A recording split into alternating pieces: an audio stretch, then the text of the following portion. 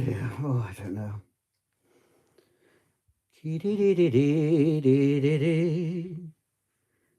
Oh, what a mess. What a mess. Well, it's not. It wasn't a mess yesterday. It wasn't a mess yesterday. It was very tidy. I've messed it up. Oh, should really tell folk I'm doing this because I have to wait. Why am I doing this? I'm bored. That's why I'm doing it. I'm bored. Nobody's watching. Perhaps I should schedule it for later. I don't know. Some folk might be bored too. Oh, two people are bored because I've got two viewers now. Two people are bored as I am. Banished to my room. Oh, banished to my room I was. Don't ask me what my favourite vacuum is, anybody, will you? Because I'll have a hissy fit and say, mind your own beeswax. It's none of your concern. I don't have one. That's the answer. I don't have a favourite. Oh, some new faces appearing here. Oh, crikey. 10 people are looking at my error with some wet washing on. It's all clean washing. It's all clean. Oh, yeah, I've been banished to my bedroom. I've been a naughty boy. Well, I haven't. I got the impression I wasn't welcome downstairs. I went down all bright and breezy, and the ball and chain was sat on the chair fiddling with his laptop. And I thought, oh, he says he's working. I said, you shouldn't be working at this time of day.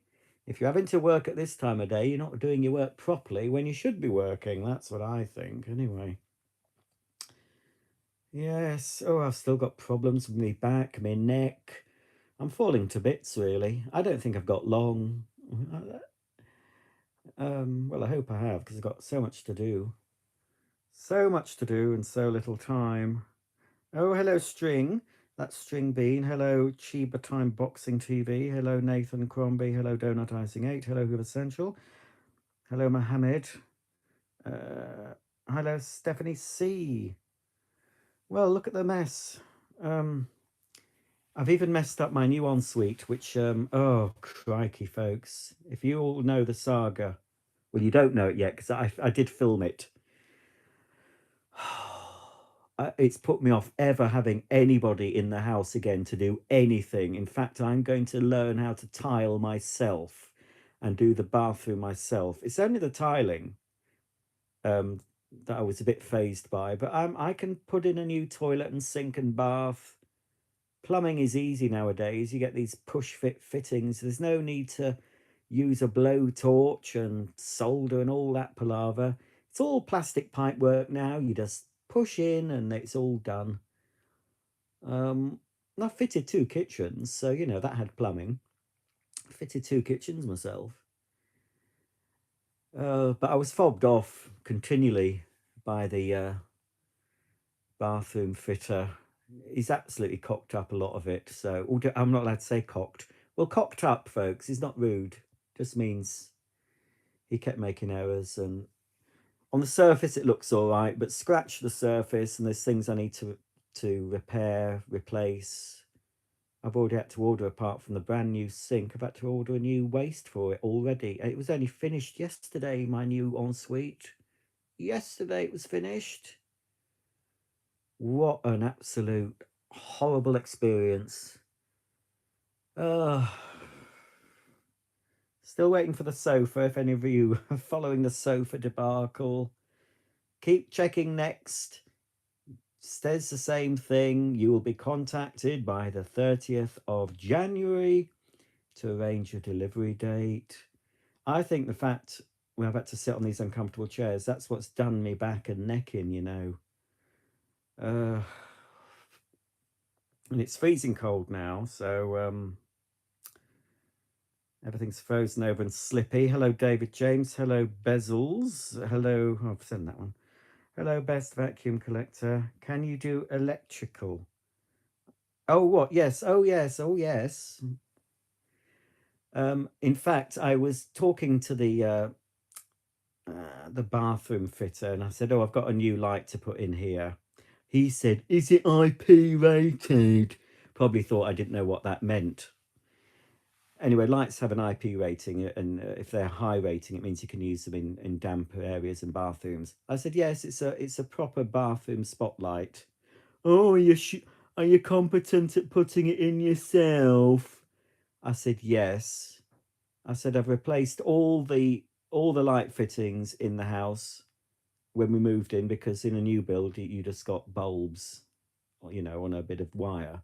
I said, I've put all the light fittings in. I replaced all the sockets and light switches, with nicer ones, replaced the plastic ones for metal ones.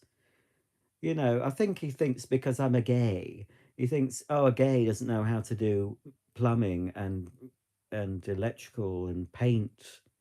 And I thought, I can do a better job than you did, matey boy, that's for sure. Well, we'll see that saga. I've logged it. I've logged it. I've logged it all. I'm not going to name names, but that man and his sidekick are never coming in this house again. And Mark says he's not going to pay him till the end of the month. Got to see if we get a flood. You know, I've had my first shower in the new ensuite this morning, and I've had several goes on the toilet. That seems to work, and I've used the sink. So fingers crossed. Hello, Finley. Hello, Tim. Well, yes, I can do. I haven't wired in a cooker, no, because they need. Well, if a cooker doesn't just plug in, you have to have it specially wired in. Anyway, our cooker's built in, and that was wired up by the people who delivered it. But most electrical stuff, I've added sockets. I know how to do that. I've taken a spur off a socket and put a new socket in. In fact, I've got one to do in this room. This is all getting decorated, this mess. This is my next job. This has never been decorated. It's not going to be magnolia and white. It's going to be all white, I expect. All white. So yeah, I've got that up there. I've got clothes on radiators. My garage door wouldn't open today. It's frozen. I heated up the key on the gas hob and put that in, and it jiggled about a bit, but it won't turn. So I'm thinking I think it's frozen. So I'm gonna have to wait. I could take a hairdryer out there tomorrow if I get desperate and see if I can do something. But we had a couple of, well, I can't say, well, Mark thinks they were travelling folk. I won't say the derogatory term for them. I looked out the window. I heard some noise, and I thought, oh, good, they're coming to collect the skip, because we had a skip in the drive for the old, stuff. I thought, oh, good, they're coming to collect it. I had a look out the window and saw two. I'll call them scroats. I don't know if that's a rude word. They were rummaging through my skip. Anyway, I wasn't going to confront them myself. Mark was in still. I said, Mark, there's two people rummaging in the skip. He went out there, and it's not like him, a professional gentleman. He swore at them. I would have just said to them, look, can you leave? Like, this is my property. This is not. Can you leave my property? The contents of that skip are not yours, and But he swore at them apparently. I said, you shouldn't have sworn at folk like that. They'll put a curse on you, or they'll come back tonight and just take the contents of that skip. I'm expecting something bad to happen tonight. Anyway. But how do these people know? There must be a skip grapevine. How do they know? Because we live in a cul-de-sac. It wasn't fully on view. How did they know we had a skip? We've already had my old shower cubicle, two bits of glass, a glass door and a glass panel. Apparently a neighbour took that out of our skip a couple of days ago. I noticed it had gone, and I'm not bothered. Less to take away if they wanted an old shower screen. And apparently it was one of the houses around the corner, one of these big 5-bedroom detached houses. Someone from there took it. I'm thinking, blimey, if you're that desperate for a second-hand shower screen, you're welcome to it, mate. You can have our toilet as well. Oh, it's such a... Oh, dear. I've spent today, sort of... It was lovely getting up today. Well, not having to get up, because I've had to be up sort of at 7 every morning to sort of make sure everything was ready for the people coming in.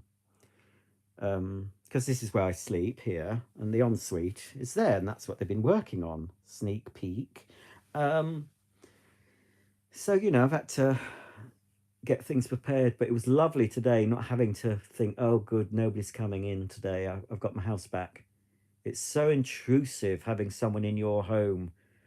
I don't mind people coming in to put a floor down, put new carpets down, because they're just here for a few hours and then they're gone. But when they're coming back, it only took a week to finish. They came last Monday and they finished. What day are we on? Are we Tuesday? I don't know. I don't know what. I don't know what days are days. Anyway, it was finished yesterday. I think it was Monday. I think it's Tuesday today. So it took from Monday to Monday, and they didn't do any work over the weekend because Saturday we had a new floor put down, and then they had Sunday to decorate it. But I've only got the base coat on. It needs a top coat, but it's going to be a bit more difficult doing it now it's finished. But I've got dust sheets, so just a couple of top coats. Put up my new lights, put up a new mirror, and then it's finished. Um, so it's well, magnolia bezels is the colour that all new build houses. I don't know if it's the same now, but most standard new build houses they just paint them magnolia, unless you're buying a show home. Just magnolia and beige carpets. And this is the original magnolia that was when we moved in 12 years ago.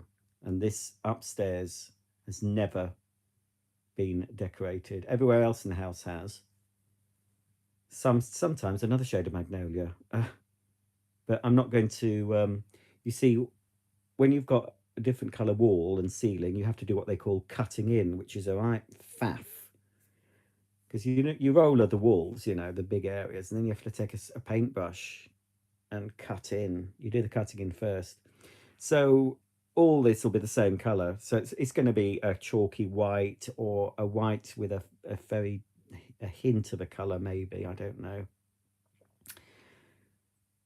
I might show you the full room. It's a bit of a mess. But anyway, you will see it when it's all finished. I mean, I'm working on the house at the moment. So I've taken down, there was a picture there. There was a big mirror there. I've got 2 new pictures coming. I'm going to get a new fancier mirror. I've got a new rug, but I'm not sure it goes with the new theme I've got.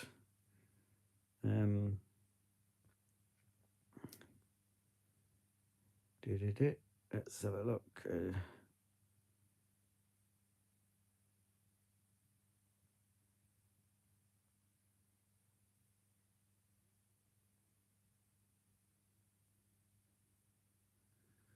Free swimming pool in the living room and bathroom. Well, it would have to flood an awful lot to get into the living room, if that's what you're referring to, because I'm 2 floors up from the living room.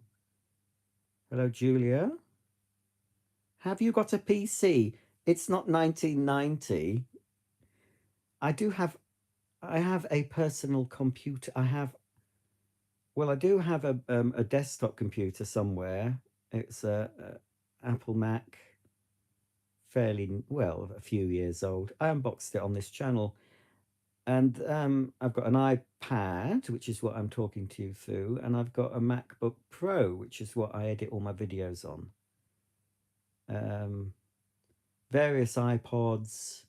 I've got an older iPad. I've got an Apple Hi-Fi. A lot of Apple stuff.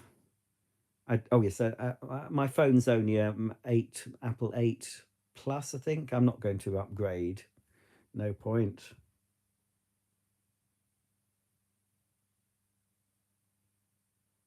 I can't pour hot water over Elliot. It's not a padlock. It's I don't want to show the ensuite. It'll spoil it because I want you to see the whole. Because it's a bit of a mess at the moment. I'm drying washing in it at the moment because I couldn't get to the tumble dryer in the garage because the door wouldn't open it's frozen. So it looks like Widow Twanky's wash room or wash house, whatever. So I want you to see it at its best, and then I'll point out everything that's wrong with it that I have to fix. We were absolutely diddled. Absolutely diddled by these people.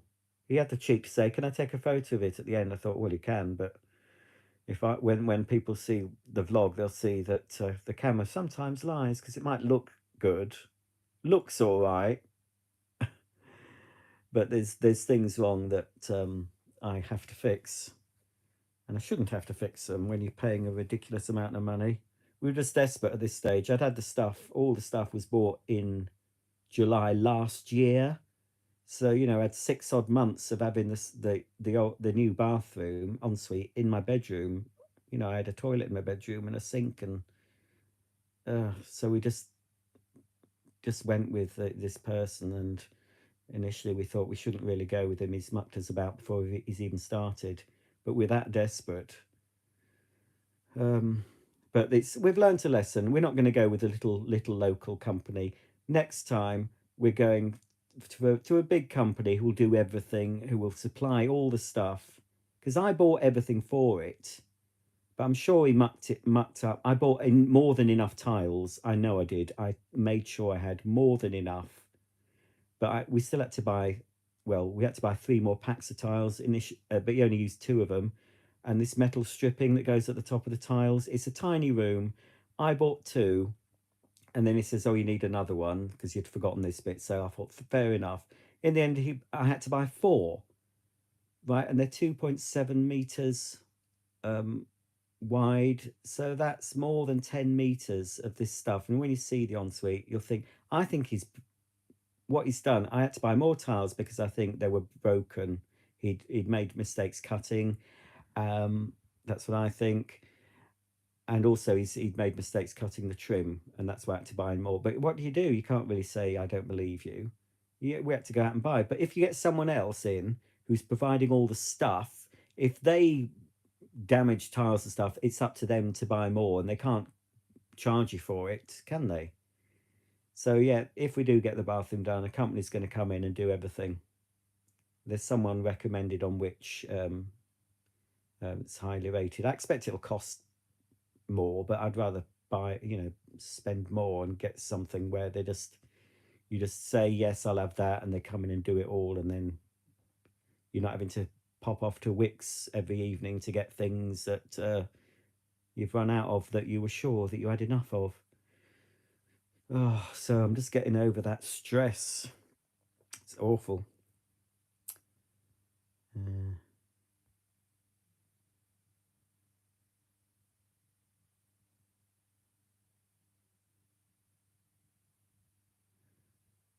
Well, bezels about the skip. I mean, we don't live in we live in a cul-de-sac. It's not somewhere where they sort of you would drive by. I don't know. There must be some sort of grapevine. Just I mean, there was nothing in there worth having. Well, they did chuck away quite a lot of power tools. I never use them. I thought I was trying to fill up because the skip wasn't full, and I was trying to get rid of some more stuff. And there's all these old power tools. Some had gone rusty, and I had a whole big box of drill bits, and they'd all rusted. And I just, you're never going to use them. I've still got some power tools, some cordless ones that I keep in the house, the Stanley Fat Max things. So I've got a drill, a sander, one of those little multi tools, all Stanley Fat Max cordless, and some other bits and bobs. But half the stuff they haven't been touched since we moved in. So I thought if we haven't used them by now, I'm never going to use them. So I've just been sort of throwing things in the skip. But Mark wanted a lot of vacuums in there, but I said I'm not throwing away vacuums. They're worth money. I'm not, But that's what will happen if I kick the bucket, and he'll be getting lots of skips, and they'll just be going in. He won't think of selling them. He doesn't know how to do eBay, so it'll go in the skip. But I'll be dead, so I'm not bothered.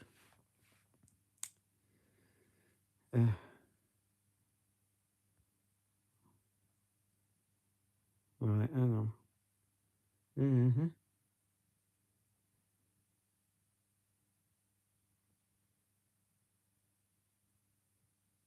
Well, Lisa, I'm not going to be having magnolia on the walls. Well, probably start it next week. I've got to finish another coat on the ensuite, get that finished properly, I've got a new door that needs fitting on the ensuite, a glazed, frosted glazed door, but I can't fit a door. Somebody will be doing that. It's going to get new carpet, but not for a few months. You've got to do all the decorating first. But it's not just this room. There's stairs that go down. You see, there's stairs there, and there's a door at the bottom. So it's all got to be painted, the whole lot. So it's a big job. So it's going to look very classy with what I've got planned for it, I can assure you. Mm-hmm. Well, I've only known Apple bezels. I've only known Apple. I've never used anything else, and that's only because my eldest brother I got his hand-me-down Apple stuff. You know, starting with it was a Apple Macintosh sort of classic, I think it was called, and it wasn't in color. It was like an all-in-one with a small screen, but it was, I think they call it grayscale screen, and a mouse and a printer. That was before you could go on the internet. And then the second hand-me-down I got was an Apple, I think it was called a Centris, which had a separate monitor. And that was the first computer that got me on the internet back in the old days, when, a picture, if you wanted to see a picture on the internet, it would be like this, slowly forming a picture. It was that slow. And I remember looking at one of the first websites I looked at was Hoover USA, and looking at these very basic websites. But now, of course, it's all so fast and thingy. But I was quite early on the internet, the old dial-up, where the phone was out of action if you were surfing the net, and you had to wait for it to connect, that funny noise. And then after the Centris, I think I bought my own Mac, one of those coloured Mac, Apple iMacs. Those. Or was that? Yeah, no, it was. Yeah, I think it was the top of the range at the time. It was like a transparent, smoky grey colour. Do I still have that? I think I've still got it. I think it's at my mum's. And then after that one, I got an Apple eMac, which was a bit of an upgrade. And then after the eMac, I got my first MacBook, which was white. And then I accidentally trod on that somehow. I don't know how I did, but that ruined that. And then I got... Did I get another one? I must have got another one similar after that. And now I use the MacBook Pro. It's a few years old. I couldn't use anything else now. I'm so used to using Apple. I couldn't do any other thing. I can't be bothered. So I'm stuck with Apple, I'm afraid.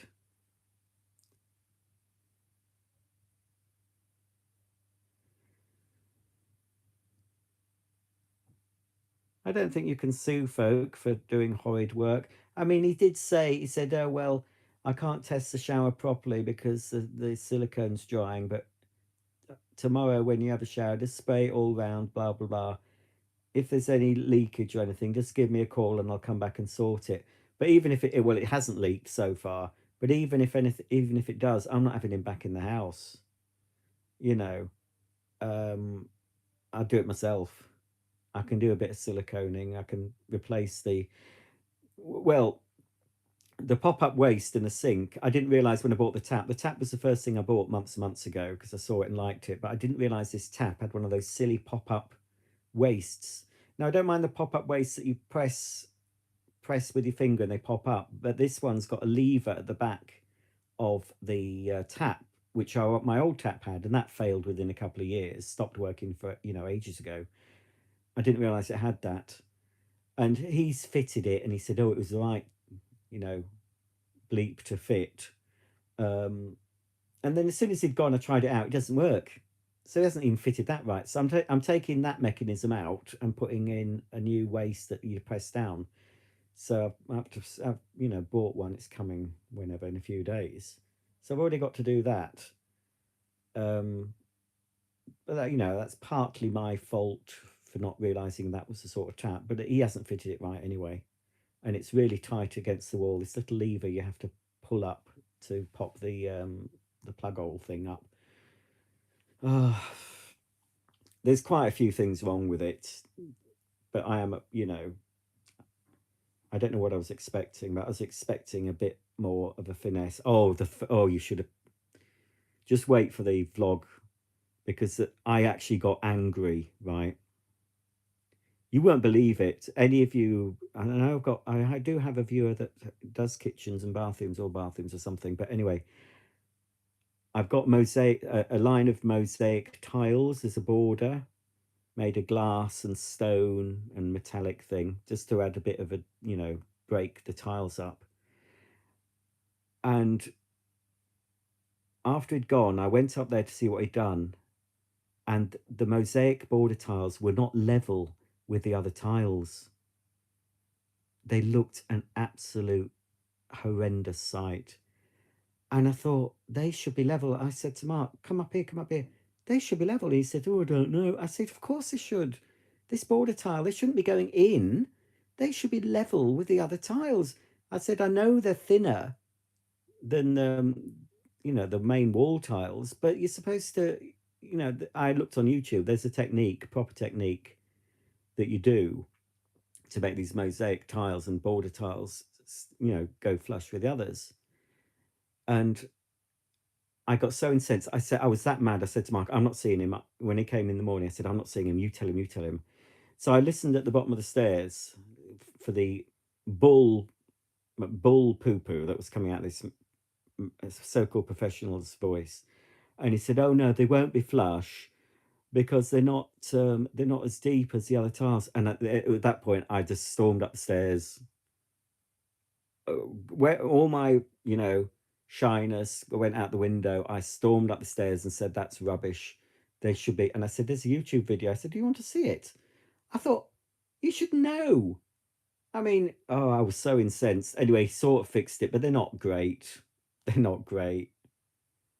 I can live with it. Now it's all in it. I can live with it, but I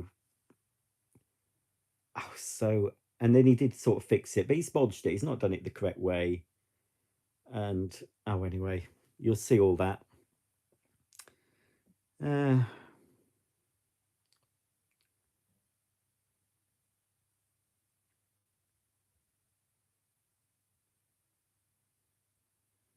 all right.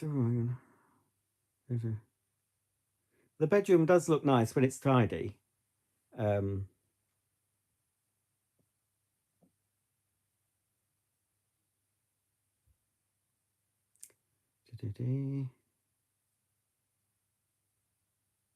oh, Lisa had an Amstrad. Oh, Lisa, you must be ancient if you had an Amstrad PC. Was it the one with the green print? Was it when you typed? I mean, I used the computer like that at work, an IBM thing that was a black screen with the, you typed in the letters that were green, and a huge noisy printer. Hello, Louise.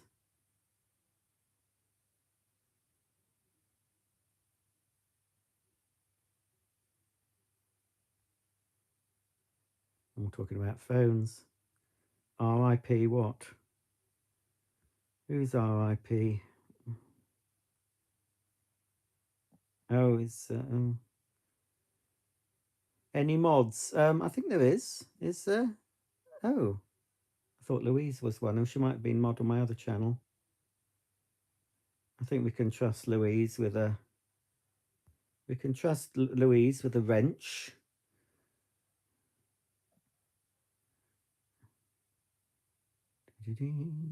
I'll get up in a minute and I'll show you the mesh, shall I? String Bean is going to be trying someone's homemade. Oh, you're going to try and eat someone's. I thought you were going to try to make it. So you're going to be eating some hot sauce live, are you?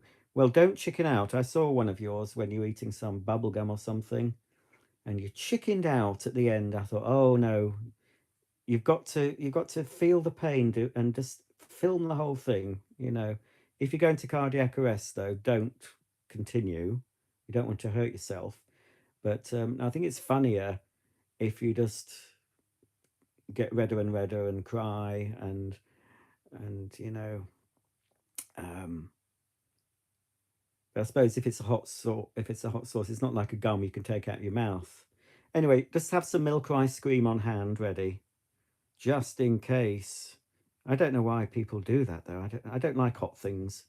Anything I have has to be very mild, you know.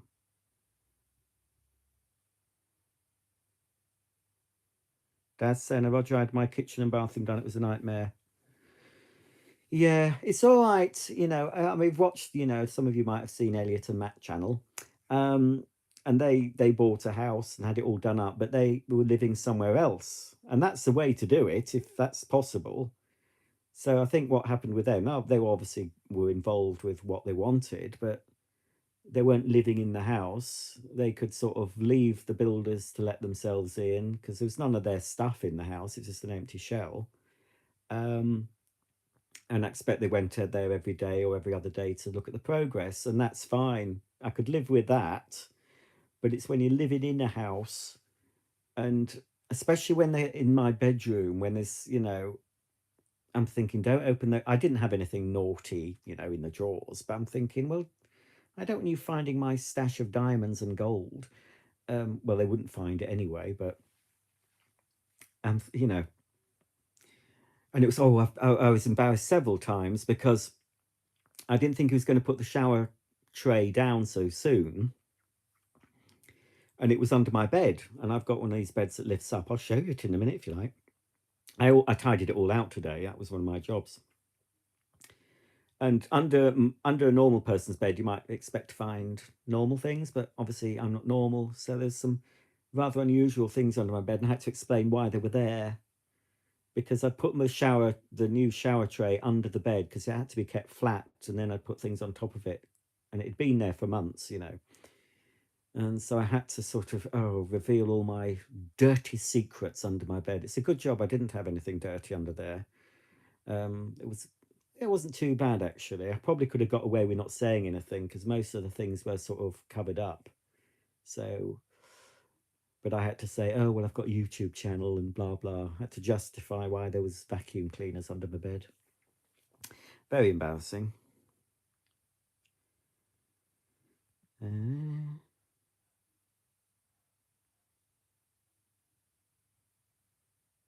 oh, the renovation, Shane, has been finished. Well, the ensuite, well, finished-ish.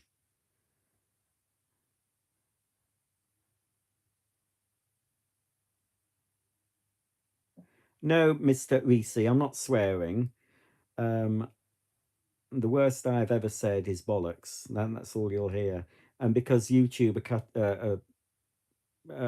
getting a bit more hot on the swearing, so I think they'll allow the odd little swear to slip out, but they can demonetize you. You get rid of a video if you've got a lot of swearing in.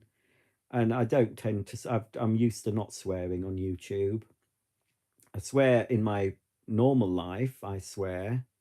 I have to swear. I've got to let out my aggression somehow. I don't punch folk. So I have to sometimes swear, and I do say the C word. Yes. I say the C word. I say the F word. I say the T word. All sorts of words I will say, but I will not say them on YouTube. As I said, you might hear the odd mild swear on this channel. You'll not hear any swearing on my other one, though. Because some children watch some of my videos, so I don't swear. The dogs are downstairs. Oh, well, can't you have, if you're lactose intolerant? I thought you had some ice cream once, though, after you did some hot challenge. No, don't they do non-dairy ice cream in America? They should do.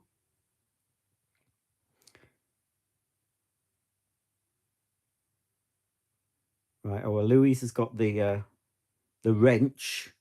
Be careful with it, Louise. Don't be too. I gave the wrench to someone once before, and they were a bit too slapdash with it. And I think, oh, no, you shouldn't have timed that out. I mean, um, I'd only get rid of folk if they're really rude or you know, blah blah. But um,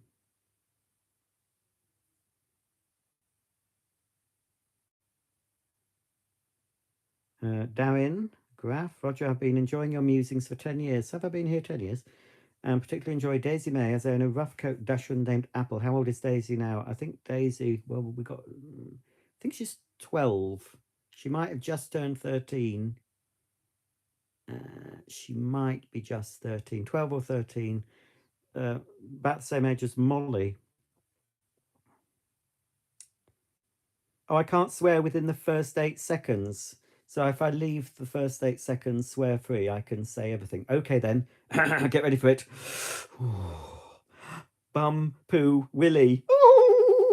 There we go. Oh, no, that's disgusting. I can't believe I've said that.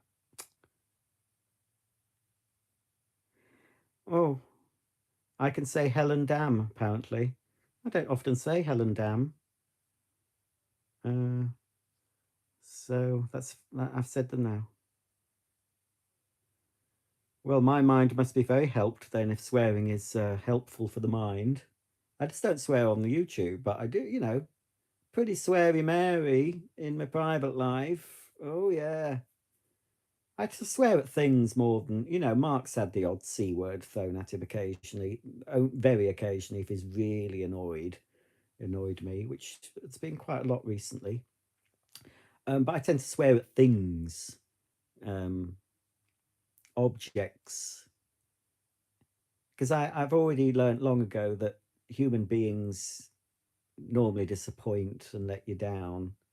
And obviously, human beings are individuals and they have a right to behave how they want to. I have no right to tell anyone, well, I try with Mark, but I have no right to tell anyone how to act, blah, blah, blah. So I've accepted that human beings are fallible and they'll sometimes disappoint. But when it comes to objects, gadgets, technology, even the odd door or wall has caused me some pain, then I'll swear at it.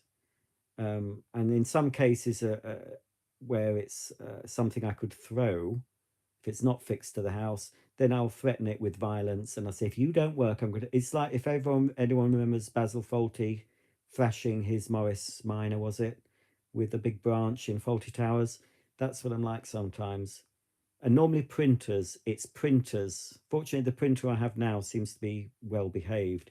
But I've had printers in the past that have really annoyed me, and I've smashed at least 2 printers in my time because they stopped working when I needed them to work. And so yeah, but I've calmed down a lot actually. How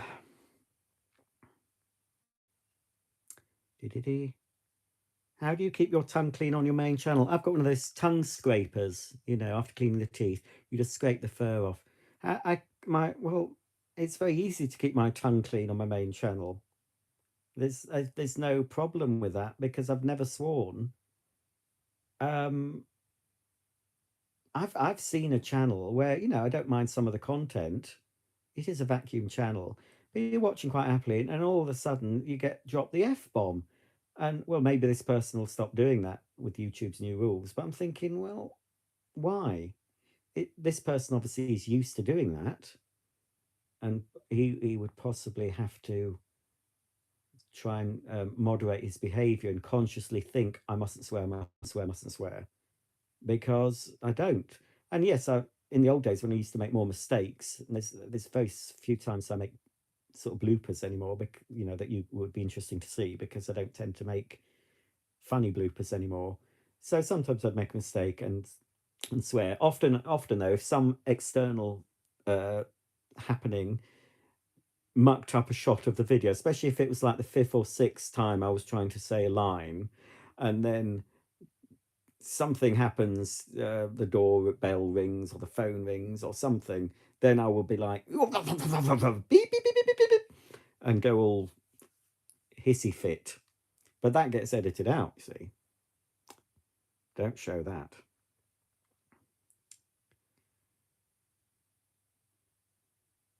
Just say Fanny, or what's the other word? Dooley? Don't know what that is. Well, Fanny isn't a particularly. Fanny is a lady's name, a girl's name. Fanny. I don't think many ladies are called Fanny these days, but it's quite a popular name, I think, in the Victorian era. Fanny. But Fanny for us is not the same as Fanny for you Americans. Fanny for us means a lady's front bottom, and Fanny for you is what we'd call the bottom or backside or arse. So I've said arse. I think arse is all right. I say arse. You might say ass. You might say ass with your. I can't do an American accent. Um, yeah, just say ass. Look, you got one fine ass on you. You see, look, you stop it, folks. You're making me swear. Fast. Oh, Louise, the sofa. Oh, I mentioned it earlier. I mean, I keep checking next, and it hasn't changed. It just says you'll be contacted by the 30th of January, that's this month, to arrange delivery. And that's all I've got so far. They've got to make them by hand, you see. They make them. I could have had a sofa from Next within 5 days had I chosen a particular style and a particular colour. But yes, I would have to choose the style of sofa that's obviously not one of their most popular lines. And I had to choose a fabric that took 12 weeks. And we've been more than 12 weeks without sofa. And I just cannot wait. I can't wait for that video. I hope I like it. I hope I like it. Because it's a new sofa, new snuggle chair, and a new footstool. But I think I'll be happy with anything after 12 weeks or so with just two not very comfortable armchairs to sit on. I think that's where all my back and neck problems have started, you know. Anyway, hopefully I'll be lounging on the sofa soon. Oh, Elliot's shocked. Oh. What are you shocked by, Elliot? I haven't said anything rude. Oh, what, shocked that I call Mark a C word sometimes? Well, you know,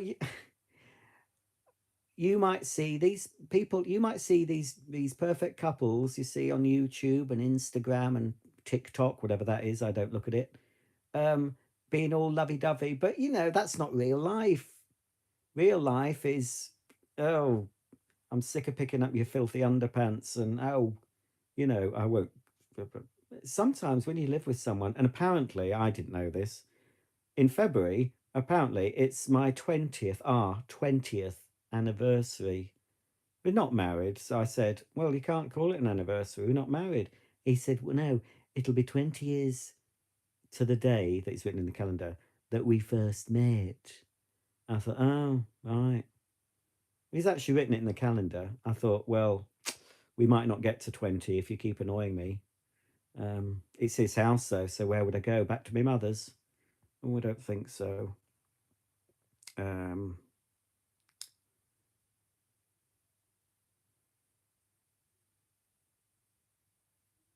Condescending. Oh, yes.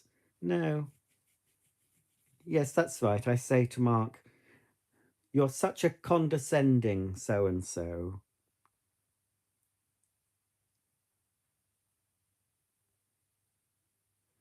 Well, String Bean, yeah, I have, there are videos on my other channel where I've got a little bit cross. Yeah, you know, but I'm always conscious that I'm filming. I mean, if I could let rip. I mean, yes, things happen. I expect an old vacuum sometimes might blow up, might start smoking, you know, and so part of me thinks, so I don't really want that to happen, but it does make for good video, doesn't it? People like it when it goes wrong.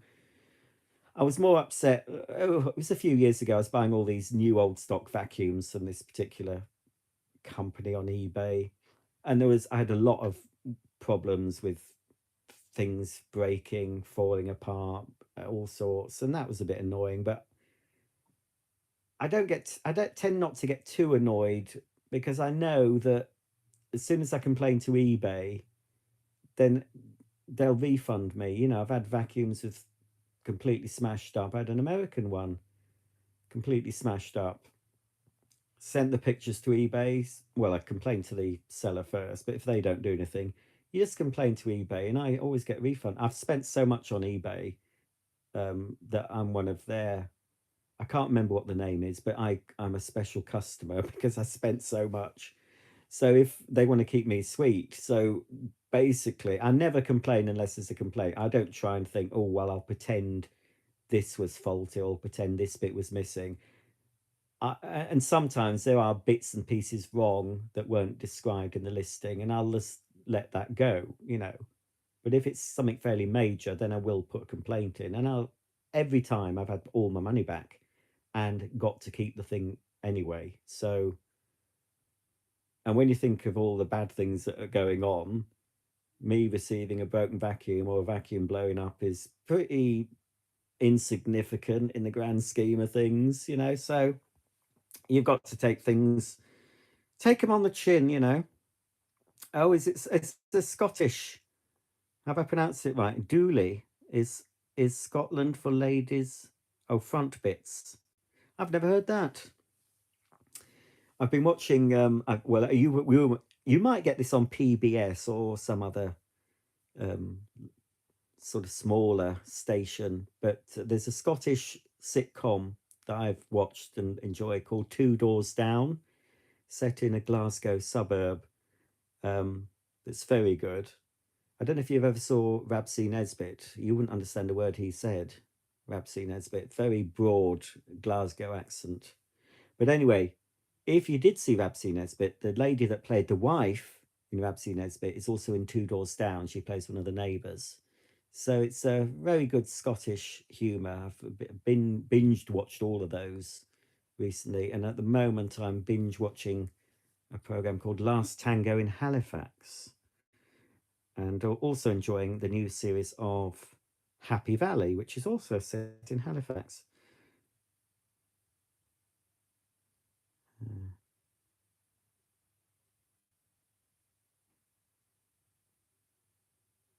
Oh, thank you, Simon. I wasn't that vlog was really a bit naff, I thought.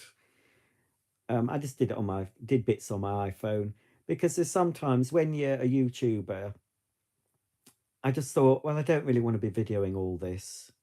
I'll just do snippets because you're sort of thinking, oh, I must video this, I must video this, and then you're not enjoying your life. You're always thinking, oh, perhaps I should video this for YouTube and blah blah blah. And oh yes, do that. But a lot of it I didn't bother videoing. I just did bits and bobs and just thought, well, I'll just show you this. I mean, I've got the one good thing about having the builders in last week was I had nothing to do. I couldn't really get on with anything. So I edited a lot of videos. So I have got probably 3 or 4 videos coming up already scheduled on this channel.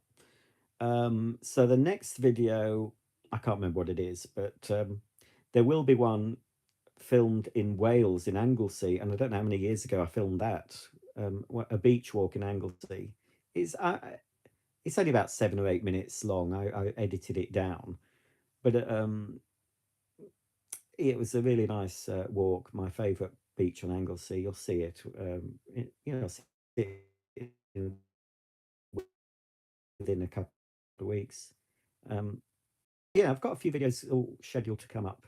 Choosing some new carpet and flooring. That's 37 minutes. I think that's a bit boring, but anyway, I've put it up anyway. And there's my very first house tour, a new build house from a new house builder. I'm keeping that under wraps. I've been told not to say anything about that, but it's a very unique concept in show homes.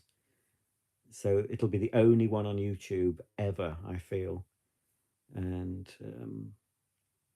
yeah, there's lots of bits and bobs coming up. Just mixture of things. Plus, I have to try and I've been putting old stuff up on my other channel because I haven't been able to film.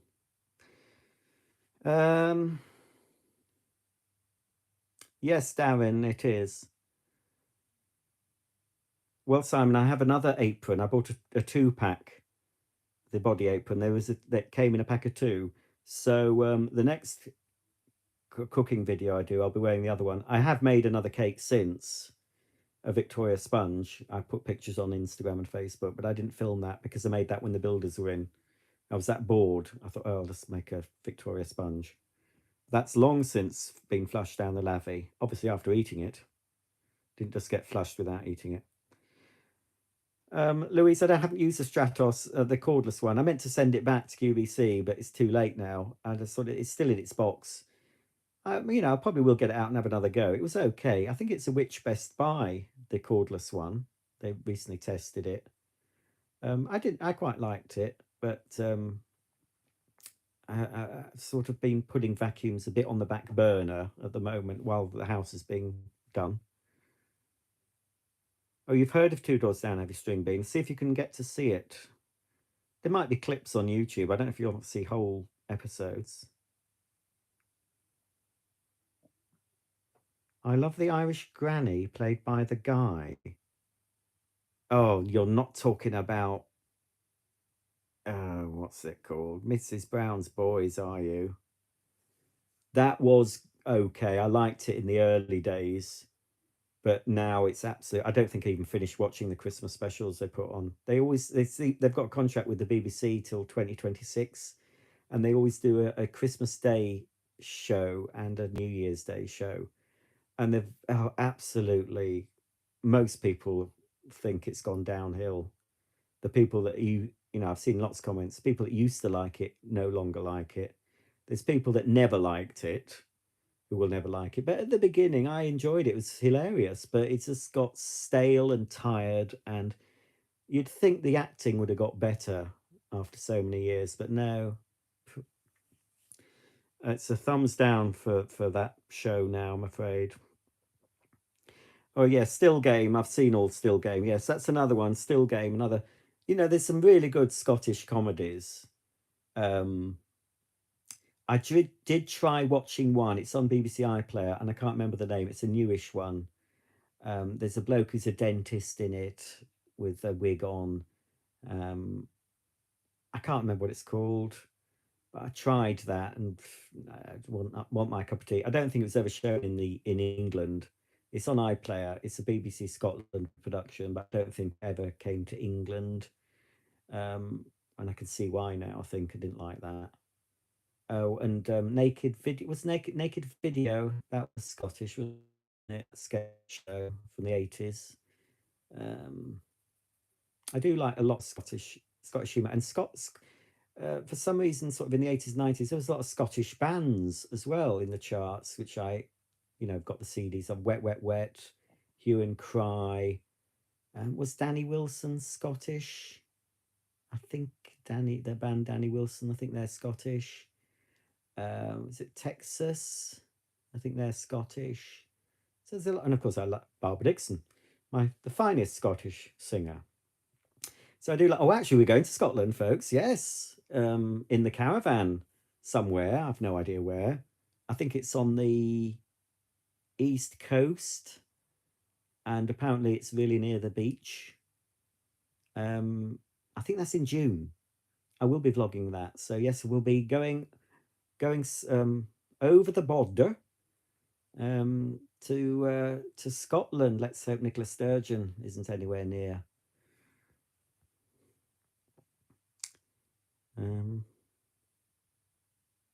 Oh yes, Ladies of Letters. Yes, I sort of watched bits of that. I remember it more as a radio show. That. Oh, free speech. Well, free speech has. You can't really say anything, can you? Can't really have a debate. You're only allowed to have one view, and if you give another view, then you're shut down. I mean, that's dodgy in itself, not being able to debate certain things. I'm not going into details, you know what I'm talking about. Anyway, looks like what I hinted at, a while ago on this channel, I think. It's sort of coming true, and it's sort of, I'm not going to be like I told you so, and but a lot of things that so-called crazy folk were warning other people about now seem to be coming true, and more things are being uncovered, but it's a very slow process.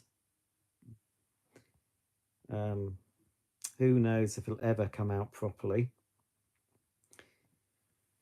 Oh, did my Wi-Fi conk out? I don't know why. Did I watch Death in Paradise? No, I've heard of it, didn't watch it. Never seen Love Island, never seen it, never will. Why are you in your room? Because I've been banished to my room. There will be a review of my Miele. My Miele what? I don't know. I've got several. My Miele dishwasher, washing machine, vacuums. My Miele time machine. That's just coming out next month, I think. Yes, it's a prototype. I'll be able to get in it. It's a fairly large item. You sit in it and you select the date and time. It's a bit dodgy. You sometimes don't get the correct time frame. It's normally within 5 years. So if I was to put 85 in, I might come out in 1990 or something. But it seems good so far from what I've used of it. Anyway, there will be a washing machine video coming up, Elvis. A full cycle. I bet you're wetting your pants over that. Yes, I have filmed and it's uploaded. It's there on YouTube, just you won't be able to see it yet. It's coming up next week, possibly. A full cycle with a washing machine from start to finish, including putting the powder in, the detergent in, the clothes, filming the full cycle, and then taking the clothes out. That's something to look forward to, isn't it? I won't get many views on that, but who knows? It's an old video.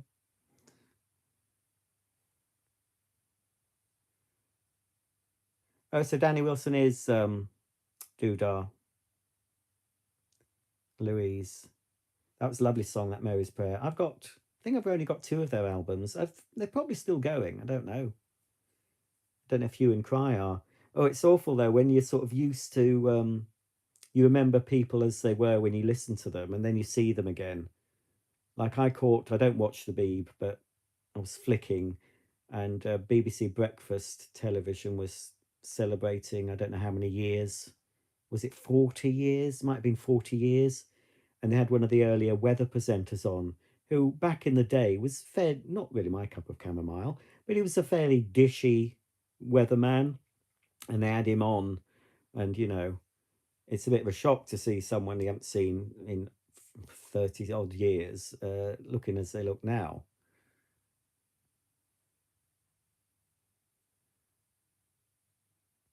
Has she, Louise? Has Sturgeon been put in a place?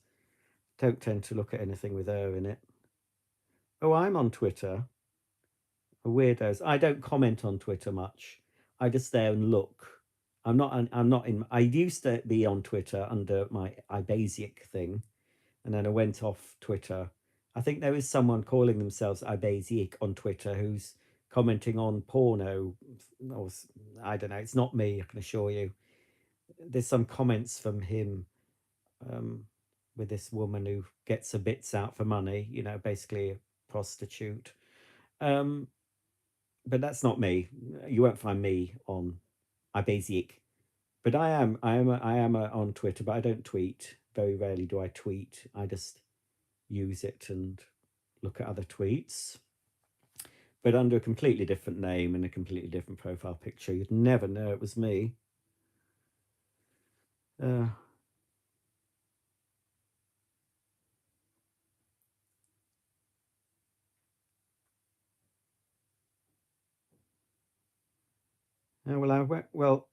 was going to do on my Miele dishwasher. That has been reviewed.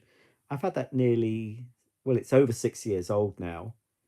And I was going to do like an update video. It might be 6 or 7 years. So it's still working, and I was hankering for a new one, but then I've put that on the back burner because now I want a new kitchen. Well, not this year, but next. Can't really afford it this year.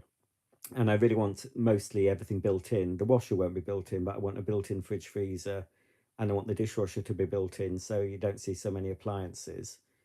So I will get another Miele, but it'll be a built-in one. So as long as that Miele I'm using lasts until we get a new kitchen, then I'll just continue using that one. It's fine anyway. There's no need to replace it. What? Mike Rosen, could you say hello to my boyfriend? Boyfriend? But you're a man. Surely not. Ooh. Seems a bit odd. All right then. Hello, Andrew. Hello. Mwah, mwah. Hiya. Ooh. There we go.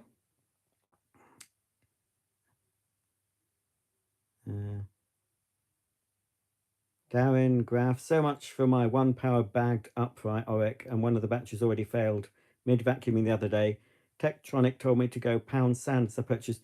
Yeah, well, it's the same with Vax. You might have seen my Vax rants. I'm going to have to take a.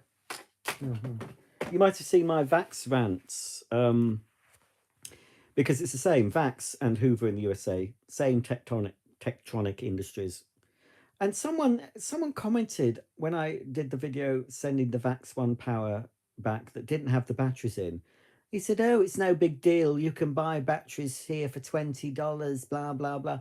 And I thought, well, you can't buy the batteries here for $20. They're about £80 each for new batteries. So I'd have had to spend £160. So he thought it'd be okay for me to spend £160 to get the batteries for this vacuum that should have had the batteries with them. So I'd already bought the vacuum for £200. And then he thought it would be all right for me to buy 2 batteries because they were missing and not send it back. I mean, what? So of course I sent it back. Vax are absolute, this is the nearest I come to swearing when I think about Vax as a brand. Absolute pile of poo-poo. Just absolutely horrid reliability. I know people knock Shark, but I've never had Shark cleaners new out of the box that are faulty. And that's happened, don't get me on my high horse. That's happened with Vax products more than once, several times. And I just had it, I'm not wasting my money on their tat anymore. I'm afraid that applies to Hoover in the US because they're the same things. I know that we don't get everything. There's some Hoover things, that I quite like the look of, but that we don't get in the UK. Nah, they're really bad. I think Vax are probably the worst, certainly in the UK now. Michelle, Roger, on your last live, you watched Detectorists. What do you think about the series? Mackenzie Crook wrote it. I love that theme tune's nice. Mackenzie Crook, I mean, crikey. I always thought when I was growing up, oh, I'm too ugly to go on telly. And then I see Mackenzie Crook. I know he never moisturised. That's the trouble with that bloke. I don't think he ever moisturised. Because I watched him in the office. Yes, I watched all the Detectorists and I watched the Christmas special.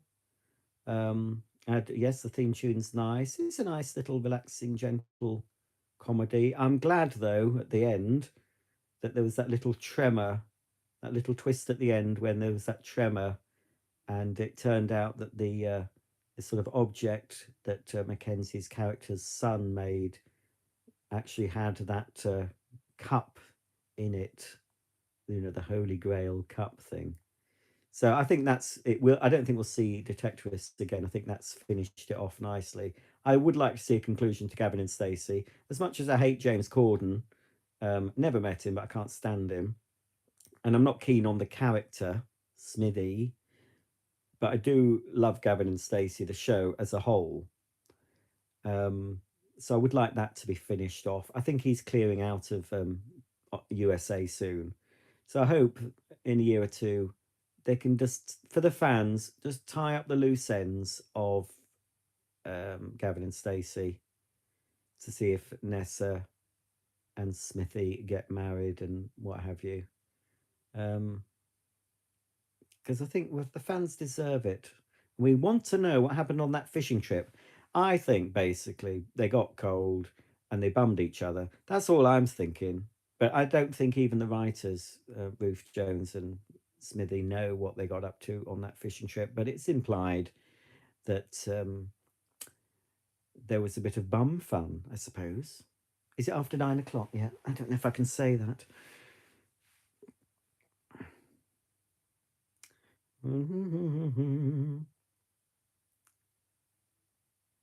Oh no, Louise, don't leave. Oh, crikey, I must be boring. How is my tabletop dishwasher? Well, I'm sure it's fine, stuck in the freezing cold garage in a box. Yes, it doesn't get used. Oh, you Elvis, I won't dare mention that I've got things I haven't shown on my channel yet, washing machine related, loads of sort of quite unusual things, but they will get done maybe this year. But Yeah, they're never as popular, the washing machine videos.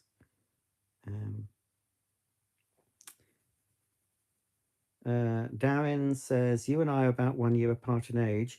From watching you, I detect you like Radiohead, Marcy. I don't know how you got Radiohead, because I couldn't even name a single Radiohead song. Of course, in the 80s, I listened to the Smiths. I identified with Morrissey because there is a light that never goes out. I took that as being the light was the person and he never went out, because I didn't go out much.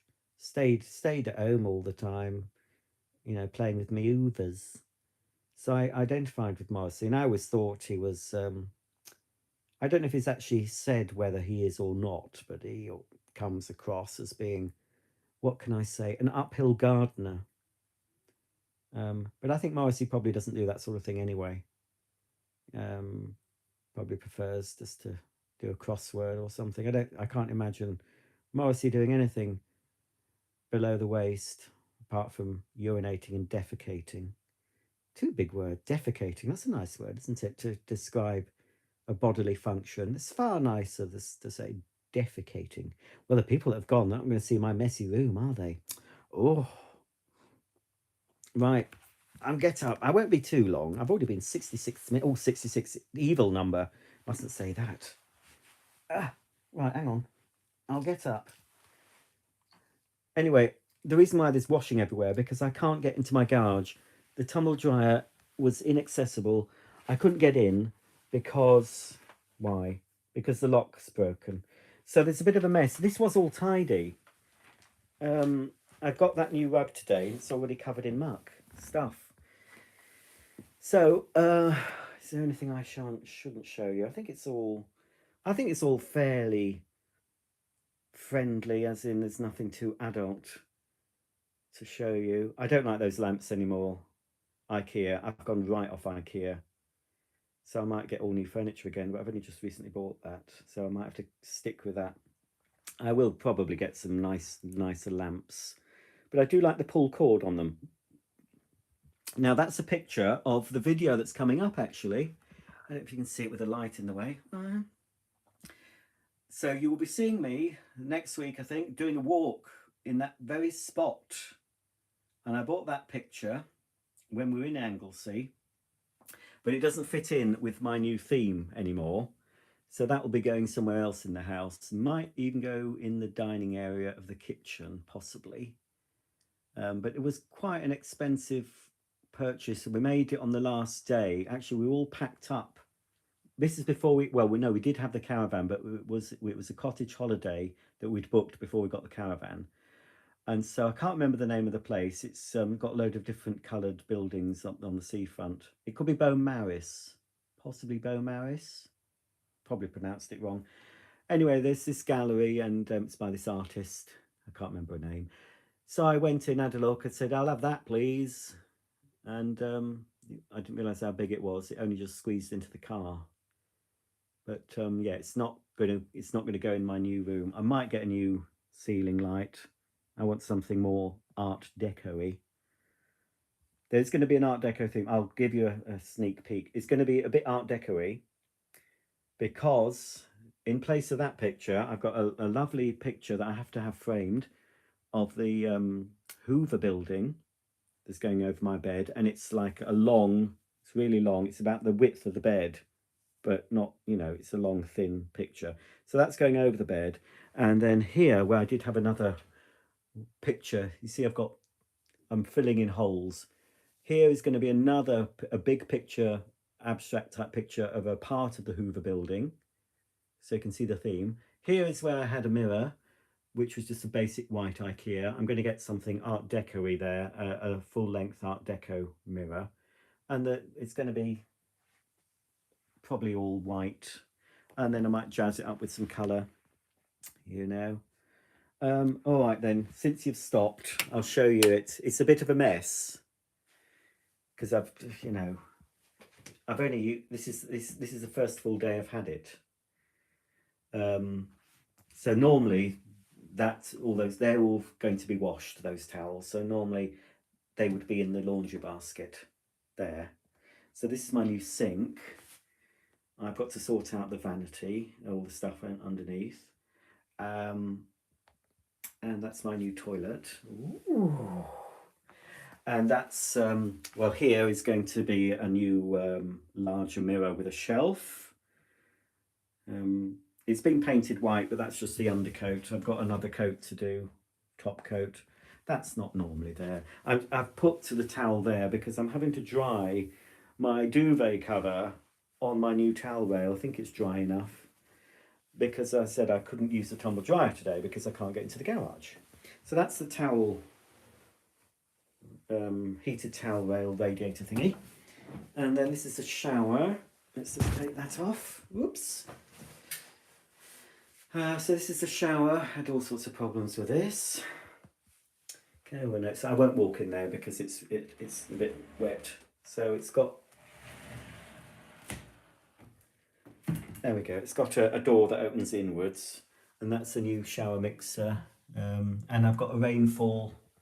Look, there's rainfall shower too, as well as that bit that comes off for cleaning the undercarriage, because you always have to clean the undercarriage, don't you? So once you've soaked, what I do, I use the shower like a caravan shower now. I wet myself all over in the shower, and then I turn it off, and then I get my molten brown out, and then I lather myself up all over, ending with the undercarriage, give it a good lather up, and then I turn the shower back on and rinse everything off, and then of course I lift off the shower, the separate shower thing, and then direct it underneath and get a thorough rinse. You must rinse thoroughly, folks. And this is a new shelf and a new pedestal doodah, and that's my new towel ring, and that's my new toilet roll holder, and that's the floor, which is Antico. I'm going to get a little smaller mat, a square mat. I think it's a bit big, so I'm going to get a charcoal colour square mat to step out onto. And this is a tap that is problematic. It's you know, it's only one day and this doesn't work, you know, and the fitter blamed the tap. So it's got a thing at the back, but I didn't realise it had one of these.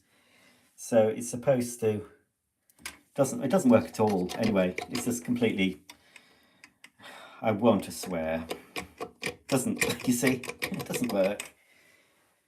I'm not having him back to fix it because he'll only bodge it. So I've ordered a new pop-up waste so I'm getting rid of the mechanism that doesn't do anything.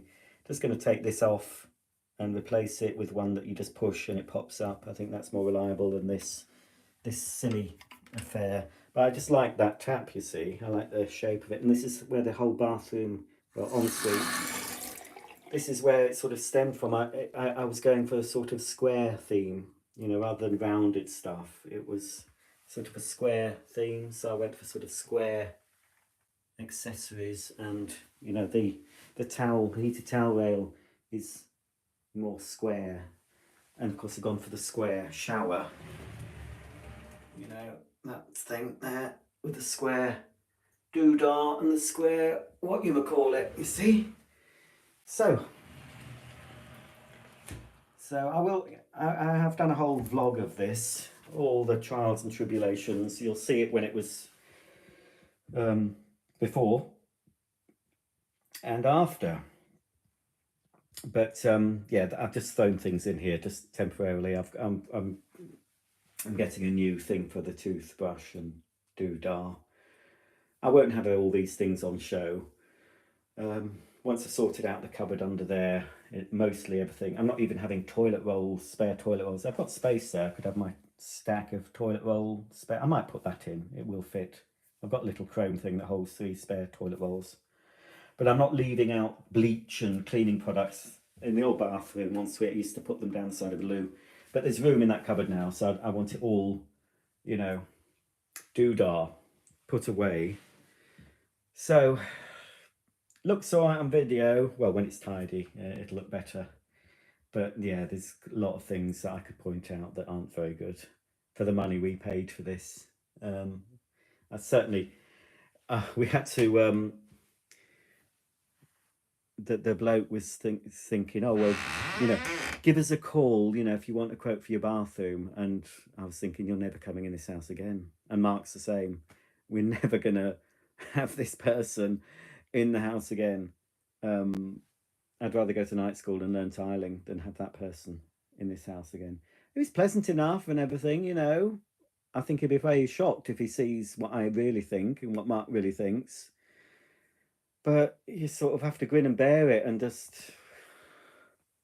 you know, I'm not one for confrontation, apart from the time when I ran upstairs and told him about the tiles, when I said, you've got to fix that. That I found my inner lion. So there's all sorts of stuff in here because there's still decorating stuff in here. That's a new light. That's not complete, you know, that's part of it. That's a new light that's I'm going to fit after I've painted the ceiling, and that's the new mirror with a shelf that's going up. And also, when it's all finished, when I've done all upstairs, I'm going to treat myself to opening this Molten Brown black recharged black pepper aroma reed diffuser. But that is for when everything's done upstairs. I thought, oh, should I put it in the new ensuite now? And I thought, no, wait until you've done everything, because you've got a lot to do still. I mean, the new carpet, I can wait. I might open it before the new carpet, but yeah, you see, it's all a mess. This I've got. I took this. I don't know what to do with it. This was under the bed. This awful picture. I mean, it was only cheap on eBay. And it's a really old-fashioned frame, isn't it? Not my cup of tea. 2014. Look, approved supplier. So that would have been on some supplier's wall. And I've got my Conquest out. I was going to put that under the bed, but it's too big. You can see under my bed, I've tidied it. It's looking all right now. I did that first thing. I had to fix it because the hydraulic thing, that side, it's came off a couple of times now, and I had to sort of screw that back on. So that's under my bed. Look, you've seen under my bed. It's quite well organised now, isn't it? Look at that. So I've got some normal things you'd find under the bed. Spare duvets, there's bedding in those. But then there's 1, 2, 3, there's 4 vacuums there, 5. I think Henry Quick's hiding there, 6. So there's not so many. Oh, and is there something there? No, I think that's just a head of a vacuum. So that's not too bad. It's quite well sorted. I'd recommend these beds if you're if you're in the market for a new bed and you've got storage problems. Get one of these, because they hold all that. So that's that. And I've just you know, it looked very tidy earlier today, folks. I've just been doing things and oh, hang on, it gets messy. I've been in my wardrobe. There's a vacuum there, obviously. I've just had a delivery from Lily's Kitchen, which is why there's a Lily's Kitchen box up there. It won't take me long to clean up. Just got some dog treats. Some dog treats for the dogs. I need to take those downstairs. And that's just a bit of rubbish. And I must start walking on my treadmill at some point. More than twice. And as I said, I've had to have this air out, drying the stuff, because I can't dry it. And those are going to charity shop, all those old fleece blanket things. I don't want them now, so I'll just, they're all clean. They're a bit bundled up, but they're clean.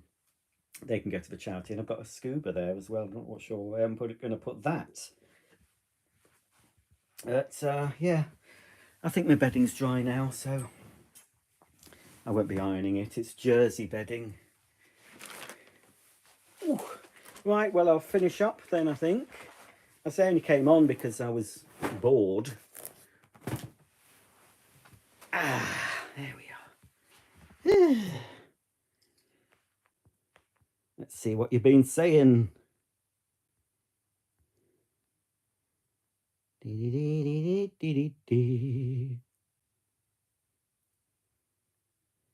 Right, we've we've done Radiohead and Morrissey. Martin, Morrissey is not miserable at all. Oh well, we've had a sneaky peek at the bathroom. Well, you can't see the artwork I bought from Whitby because that's downstairs in the living room where Mark is on his laptop. I think I'll save that until the living room's finished. I mean, things are taking shape a bit more in the living room. I've put a new light up. I've got a new ceiling light, which John Lewis wanted £315 for, but I got it at Phoenix for 157, and it was quite a well. Putting it up, the main frame of it, putting up wasn't too bad, but the whole thing weighs 8 kilograms for light. That's heavy. But the weight is in the glass because it's like a sort of modern chandelier.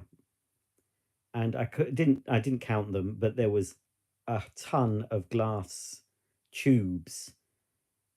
And it's got 3 layers, a top layer, middle, and then they tier down. And you have to hook each individual glass tube into a tiny hole all around, 3 times, and it took ages, but it looks very, very nice, off and on. The new mirror I haven't been able to put up yet because it's so heavy and it needs 2 of us. And I'm actually allowed to have a Hoover picture in the living room. Mark said it was all right. I mean, I didn't think he'd want it down there. It's a picture of the Hoover building, a part of it, the main entrance. But the frame goes well in the living room. It's a dark wood frame, so it will look okay with the other artwork. But I think I'll save the full finished doodah when the sofa comes, which I'm hoping is either going to be late January or very early February, because if they contact me at the end of January and say, oh, it's going to be 3 weeks, I think I'll lose my mind. I can't be doing without it. I might just order a cheap sofa from Very and get it within 48 hours or something. Anyway, I'm still sending it back though if it's not suitable, because we never managed to sit on one. They didn't have in any of the places we were told they should have it. In fact, I might kick up a fuss over that. And because they charge you £30 if you return it. I think within the first 14 days, if you return it quick, they still charge you £30 to collect it. And if you leave it longer, then it's more. But I could say, well, I want that waived because I was told twice that this sofa would be on display in this next and then in that next, and neither of them had it in. So I wasn't able to sit on it and see it in real life. So, you should waive that charge. But hopefully I'm going to love it. Hopefully when it arrives, I'll think, oh, yes, that's just what I wanted. It's so comfortable. I love the fabric, blah, blah, blah. I've already bought some cushions to go on it. So but before I've even got the thing, I think, oh, they'll look nice. I think they're a champagne colour cushion or mink, I don't know. Anyway.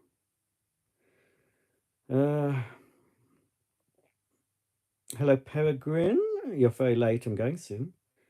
Michelle, speaking of Elvis, so sad to hear Lisa Marie passed away. I did not care too much of the new Elvis movie.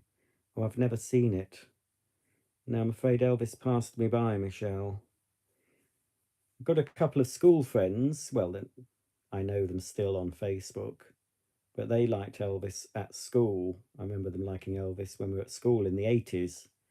They still like Elvis. But no, it's not really my cup of tea.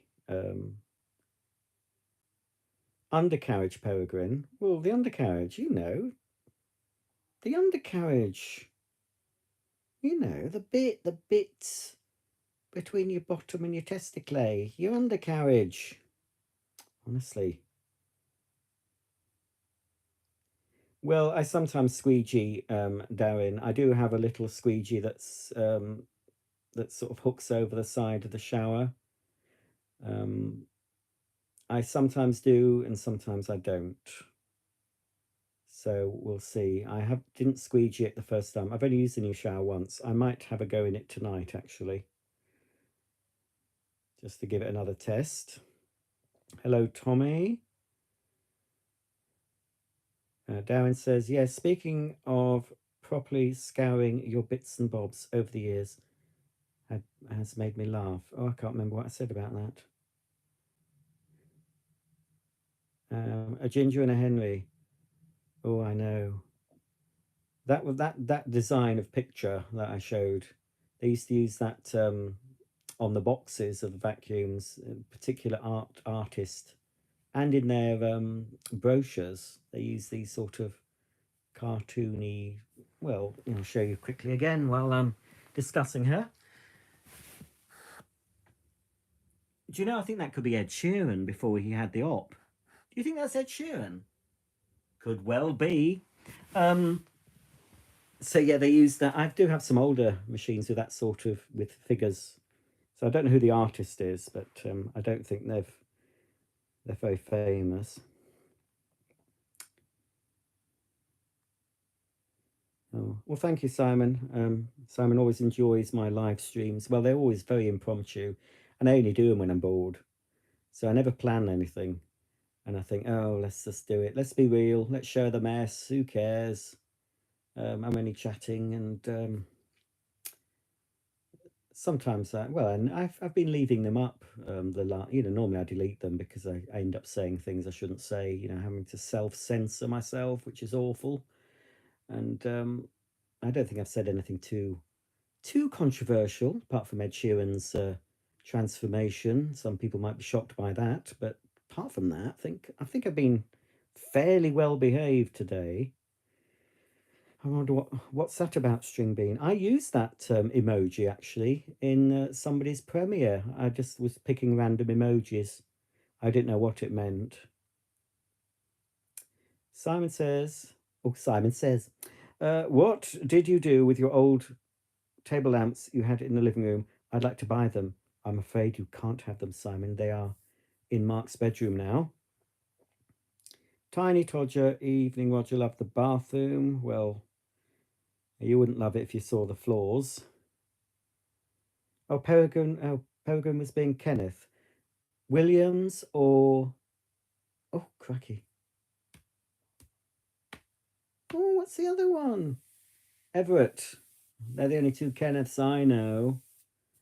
Well, that I have any time for anyway. I have any time for Williams and Everett. Williams, eh? I thought it would be. I somehow thought somehow you'd be more Williams than Everett. I wonder if they would have get on, if they've ever met. I can't remember reading. He might have met Everett.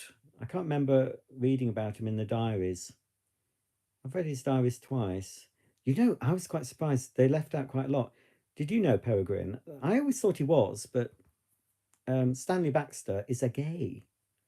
And he only fairly recently, came out as a gay. And apparently there was quite a bit alluding to that fact in Kenneth Williams' diaries that they fell out a bit over it and they had to sort of make sure that nothing would be printed. Obviously, they were only printed after he died, but apparently all the full diaries are available, and there's certain things in there that when sort of journalists or people who want to go and have a look, there's certain things they can't see due to security issues or something. But I think possibly there might have been something about Stanley Baxter. I mean, I've seen Stanley Baxter's shows, and he does do drag very well, too well for a straight man. And I always thought, I had an inkling, but I heard, oh, he's been married years. But, well, apparently his wife knew he was gay before they got married, and she threatened to kill herself if he didn't marry her.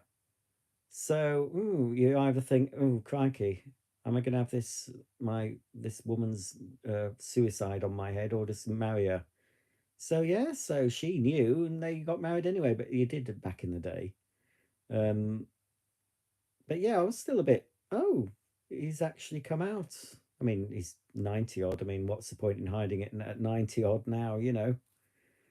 So I do enjoy the. Oh yeah, and I mentioned on my last live this channel called Nostalgia that had some really good stuff, including Stanley Baxter and all sorts of things. It's gone. I had a feeling it would. It's been taken down, I expect, because it had probably too many copyrighted things on it. It's a shame because I would pay for a streaming service that had stuff on like Old That's Life, or BBC. There's BritBox. I haven't subscribed to that for ages, but they have so much in the archives. Not just entertainment, but all sorts of things I'd like to see again, and I'd pay for that. And so when someone uploads all this stuff on YouTube, you think, oh, it's great, but then it gets taken down. Um, so yeah, I thought a couple of weeks ago, I thought, oh, that nostalgia channel hasn't uploaded much for a while. So I sort of went back in my subscriptions and saw it had gone. But it was inevitable, really.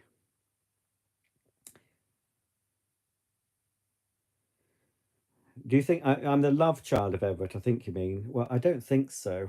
Um, that naughty Kenny, he did have he had two on the go at the same time, didn't he? I think they both had big tashes. And Kenny liked to whip a duster around, and he liked to hoover. Did Kenny? I remember seeing him in a documentary or an interview, and he was a bit obsessed with hoovering and cleaning, and he had a big cupboard full of cleaning materials. I thought, oh crikey! Some people years ago have said that I remind them of uh, Kenneth, not Kenny Williams, not Kenneth Williams, Kenny Everett, which I take as a compliment. I might have been, maybe he influenced me. I don't know, because I did watch him when I was a lot younger. Thursday night on the BBC. I didn't really like his Thames stuff. I think I was a bit too young for that.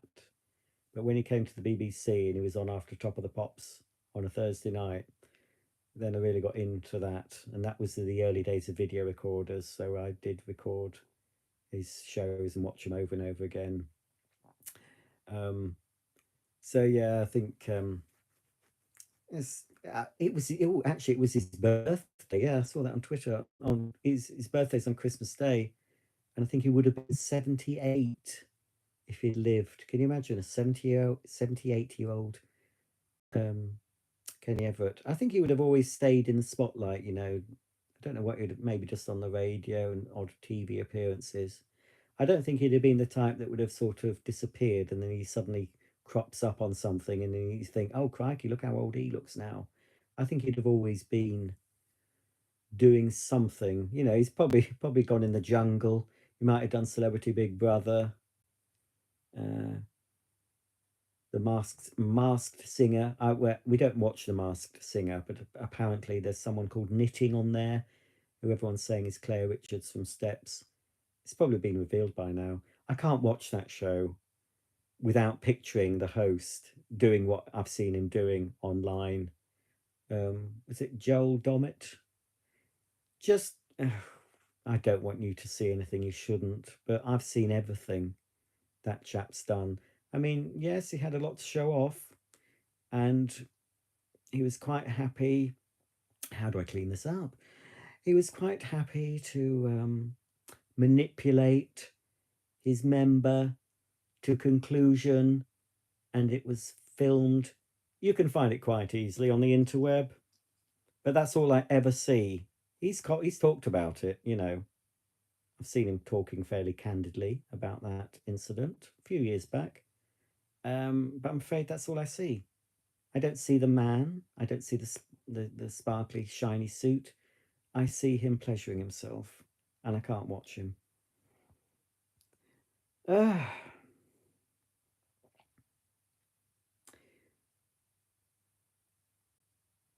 Oh, crikey. I've no idea about this mad watermelon. I have no idea about this Prime. The only thing I found out about this Prime thing, I think I've seen some bits on Twitter about idiots queuing up to buy it and spending loads of money on it. I wouldn't drink an energy drink anyway, even a cheap one. I've had the odd Red Bull and I've had the odd Monster, but you can probably count how many I've had on one hand. So they're not something I would drink, and I certainly wouldn't be drinking that. I mean, it reminded me, the things I saw, it reminded me of the old toilet roll thing when the C word happened and everyone was rushing out buying toilet roll. And because I was working in Asda at the early stages of that, and I remember seeing the aisles stripped of toilet rolls, stripped of bottled water. Obviously there was no hand sanitizers or even hand soap. Disinfectant and bleach all got stripped. So when I was doing home shopping during those times, you were having to, well, a lot of the time you couldn't even substitute because we were completely out of anything similar. So that just reminded me of that. These people are just stupid. I have no idea what it was about. I think it was a YouTuber that was plugging it or something. That's all I know. And it just made me think, what, really, these people that are scrambling to get some drink, which isn't even good for you, I'm sure, you know, be full of chemicals and additives and artificial sweeteners. I mean, why? So I don't know much about it, but I can guarantee, Mad Watermelon, I will never drink any of that awful stuff. Your Freudian slip, pen. Oh, no, it wasn't. That's what we call it, Darren. No. Peanut butter. No, that's what we call it in this house, and have done for many years. It wasn't Freudian. It was completely deliberate. Oh yes, Pogan. I've read the letters as well and the diaries, and I think he even got another book with loads of photographs in. But I gave those to charity, all of them.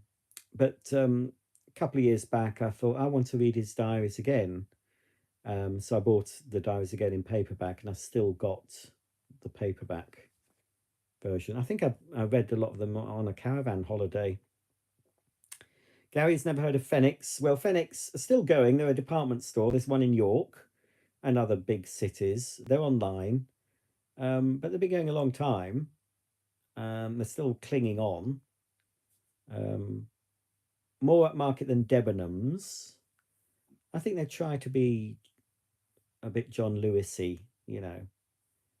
But yeah, they are online. But yeah, this exact same. It's the same manufacturer, exactly the same lamp, about half the price. John Lewis. So I tend to look at a lot of John Lewis stuff, and if I see something I like, then I'll search it elsewhere and buy it elsewhere if it's something that you can buy in other places.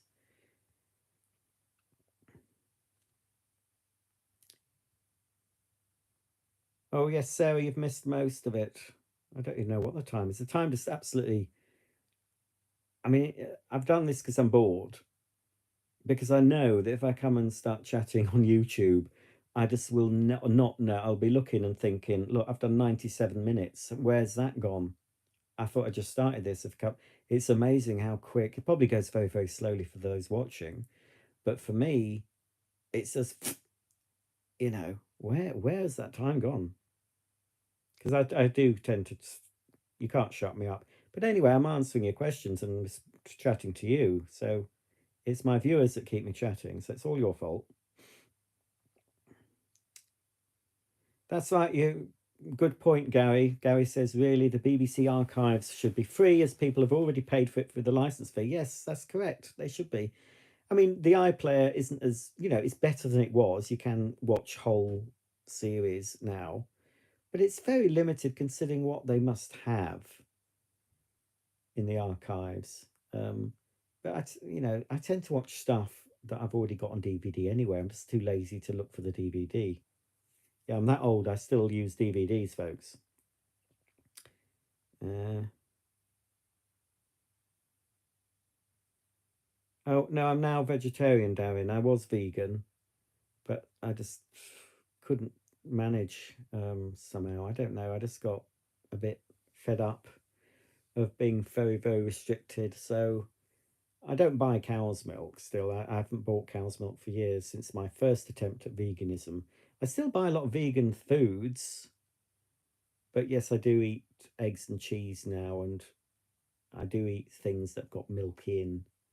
Um, so I'm 100% vegetarian. There's no chance of me ever eating a meat product knowingly. There's no way I'd ever go back to any meat product, even if they told me you're going to die 20 years younger if you don't start eating meat. I'll say okay, I'll die 20 years younger then. So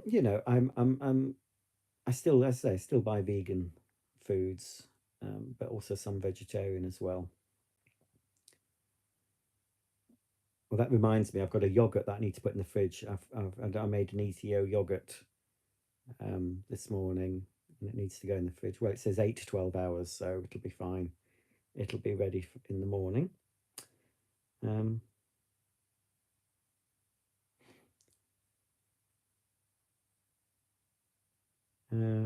Rugger, I don't know who Rugger is. There's a good YouTube channel for old TV called 50s Sleaze, 60s E's, and 70s Cheese. Is that one channel or three channels? Oh, I'll have to open up my notebook on my. I don't know what's going to happen if I open up my notebook. Oh no, I better not. You might see what I've written in there. Right. Oh, I haven't got a pen. I'll have to try and remember. 50s sleaze, 60s ease, and 70s cheese. I'll just sleaze, ease, cheese. I'll try and remember that. Mad watermelon. Nah, I haven't either. Though I'm glad. Oh, that's talking about they drink. Though I'm glad people are mad buying something I wouldn't ever bother with. You're very late, Mark. I've been here 100 minutes. It has produced a lot of funny memes that I'm grateful for. Mark, my partner Mark, didn't know what a meme was. I had to explain what a meme was. Do a screenshot. Oh, that's a good idea, Mark. I will. Yes, let's hope. Oh no, I'm trying to zoom in on the comments and I'm zooming in on my washing. Right. You've missed the new ensuite, Mark. I'm not showing it again. Are you in Tenerife, are you? I hope you've got lovely weather. It's freezing here. Right, I've screenshotted. All right, hang on. I might. Let me just move the comment down. It was a little bit blurred out. There we go. Right, I will check that later then. I do like the old nostalgic things.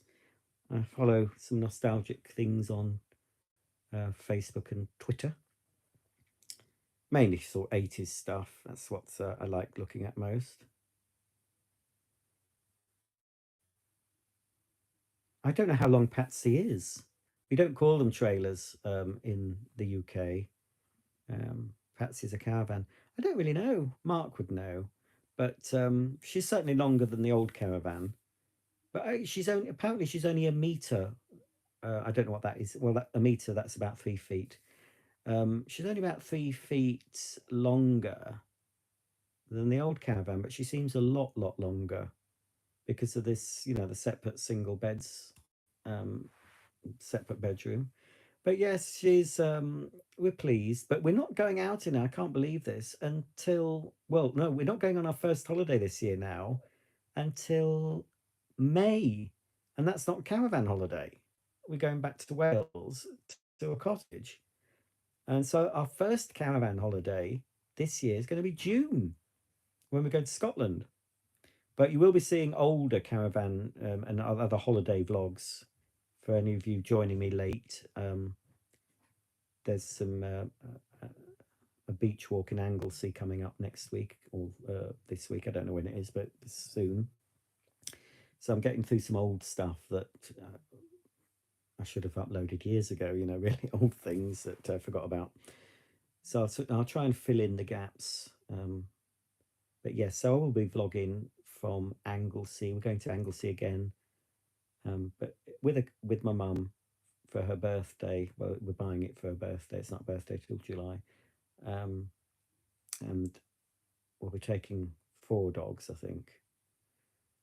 I think it'll be a maximum of 4. I think they only allow 3 dogs, but they're not going to know we've got 4. And they're only little, so.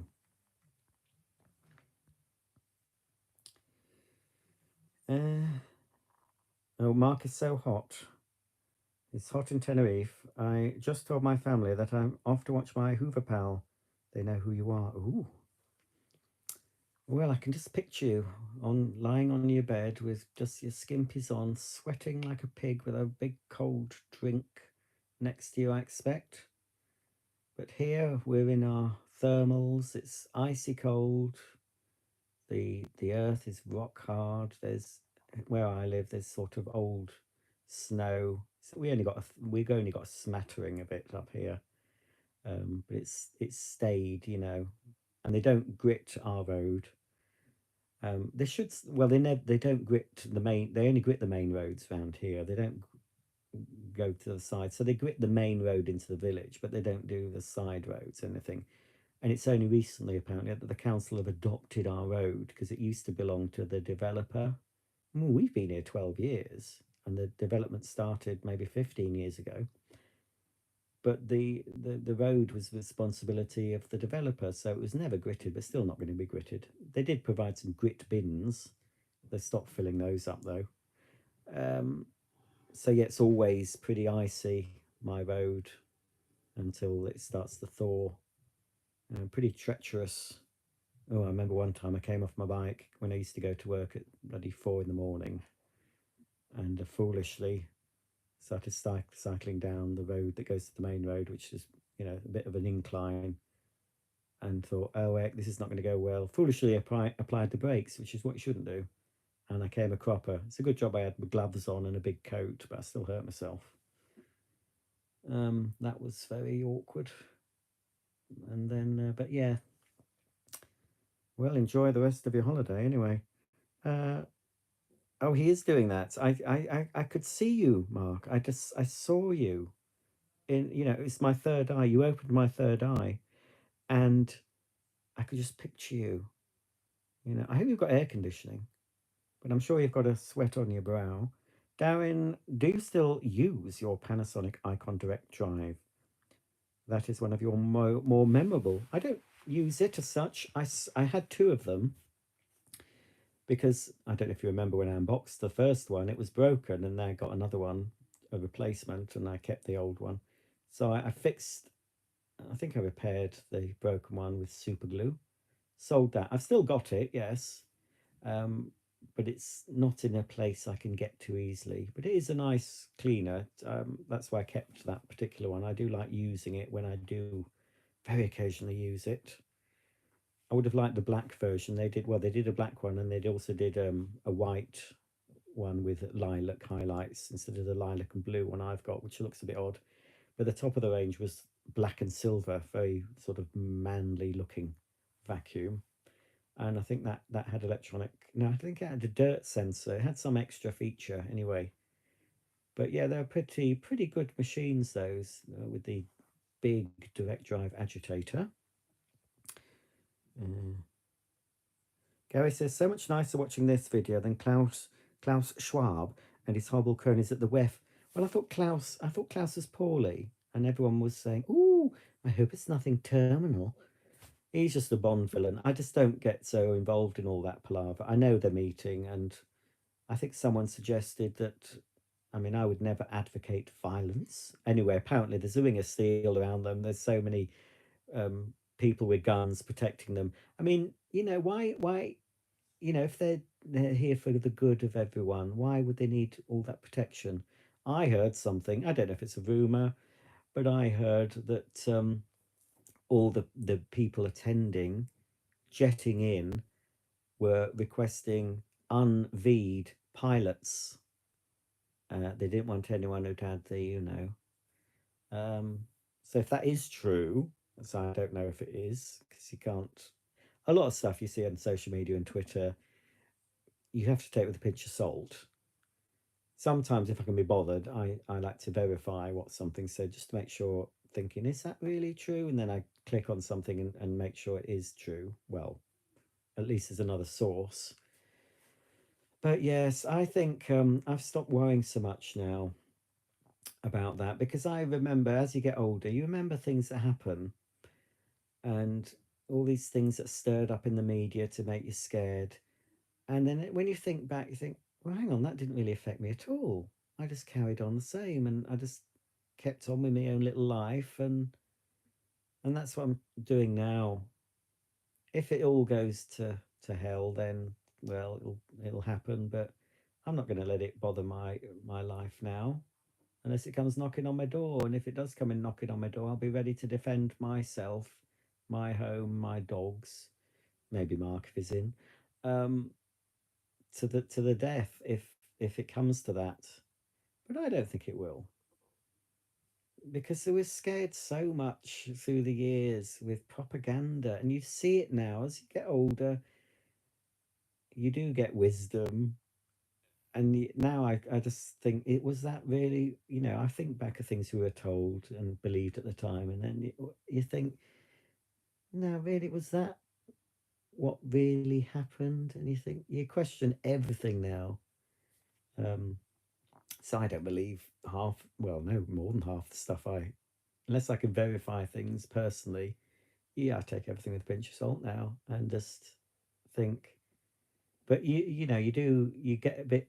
I'm heartened by the fact more people are waking up to things that are going on. I do like reading comments under, certain posts on Twitter. I mean, I don't follow the Prime Minister, whoever that is at the moment, but somebody might share a post from them or some member of the government. And so I'd click on the original, and it's nice to read all the comments and just see how many people are sort of waking up to this deception and this corruption. We've always had it though. That's the thing, folks. It's always been for hundreds of years, maybe even thousands of years. The masses have been deceived. But I do see a shift. I think people are now starting to realize they're being deceived. And perhaps that's what the Great Awakening is, because I started hearing about the Great Awakening a few years back. Um, and I thought, well, what is that? What awakening could that be? And I was thinking of all sorts of fantastical things. And now I think the Great Awakening could just be the fact that the people, the majority, are going to start to realize that we're not really free, and there's a small percentage of people controlling us that have been controlling us all our lives. Anyone watching this now, we've been controlled all our lives, but now people are starting to see it. So perhaps that is the great. I was thinking, is it a spiritual awakening? I was thinking that initially. Is something going to happen and people realize that they're spiritual and they're not insignificant beings on a tiny planet spinning through space at great speed, and we're just nothing. We're just monkeys that have evolved.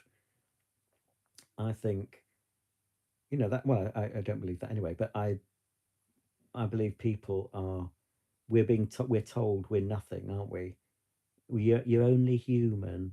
You're just another brick in the wall. You just, what can you do?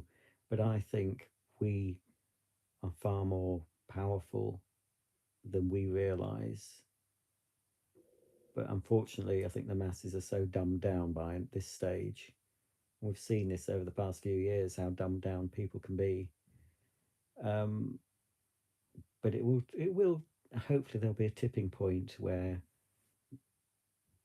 something's got to happen, folks. I just hope it's good and not bad. But things are probably going to get worse, just to maybe just to wake more people up, because soon they're going to start thinking this is not right. But more and more people are. I've seen that. A year or two ago, you wouldn't have seen so many negative comments directed towards the government. They just did what they were told, and oh, it's for our own good and it's for our own safety. But it's all coming out, isn't it, that it wasn't for our own safety really. They'll try and wriggle out of it, obviously. But anyway, that's my most serious part of the live stream. Look, Peregrine, you probably haven't been following me for long, but you've got to understand that I might mention something casually that I've got videos from the 80s and 90s that I hope to upload, but you know, it's just a hope that I'll upload them. Someone said, "Oh, you promised to do this." Blah blah. I can't remember what it was. They said, "Oh, you promised you do this," and I can categorically say, I've never promised I'll do anything. I will never promise to do anything on YouTube. I'll not say, "Oh, I promise to you I'm going to upload this, that, or the other." I will just casually say, "Oh, I've got this." I mean, I've got it's footage on old technology, and it has to be converted. I've got tapes and tapes of Sony micro video, digital video tape. Before we did everything on SD cards, and it's not an easy thing just to shove that on YouTube, and then it's got to be sorted and edited and sort of made watchable, um, enhanced as much as I can, sound and picture quality. So this all they're all sort of ideas whirring through my head, And yes, I have managed to get a few older videos uploaded, and they are on YouTube now, but you won't see them. They're sort of scheduled to go live on this channel. So you're going to see probably 4 videos coming up. Well, you will do because they're there and done, including some older videos, but not old, a few years old. But yes, I've got other priorities. Doing the house is quite important. I've got to keep my other channel ticking over as well, and so many things to do. But yes, I will eventually get myself sorted. Once I get the house sorted, then I'll be twiddling my thumbs, thinking, "Oh right, I've got the time now." So stick with me. You will see stuff, I can assure you.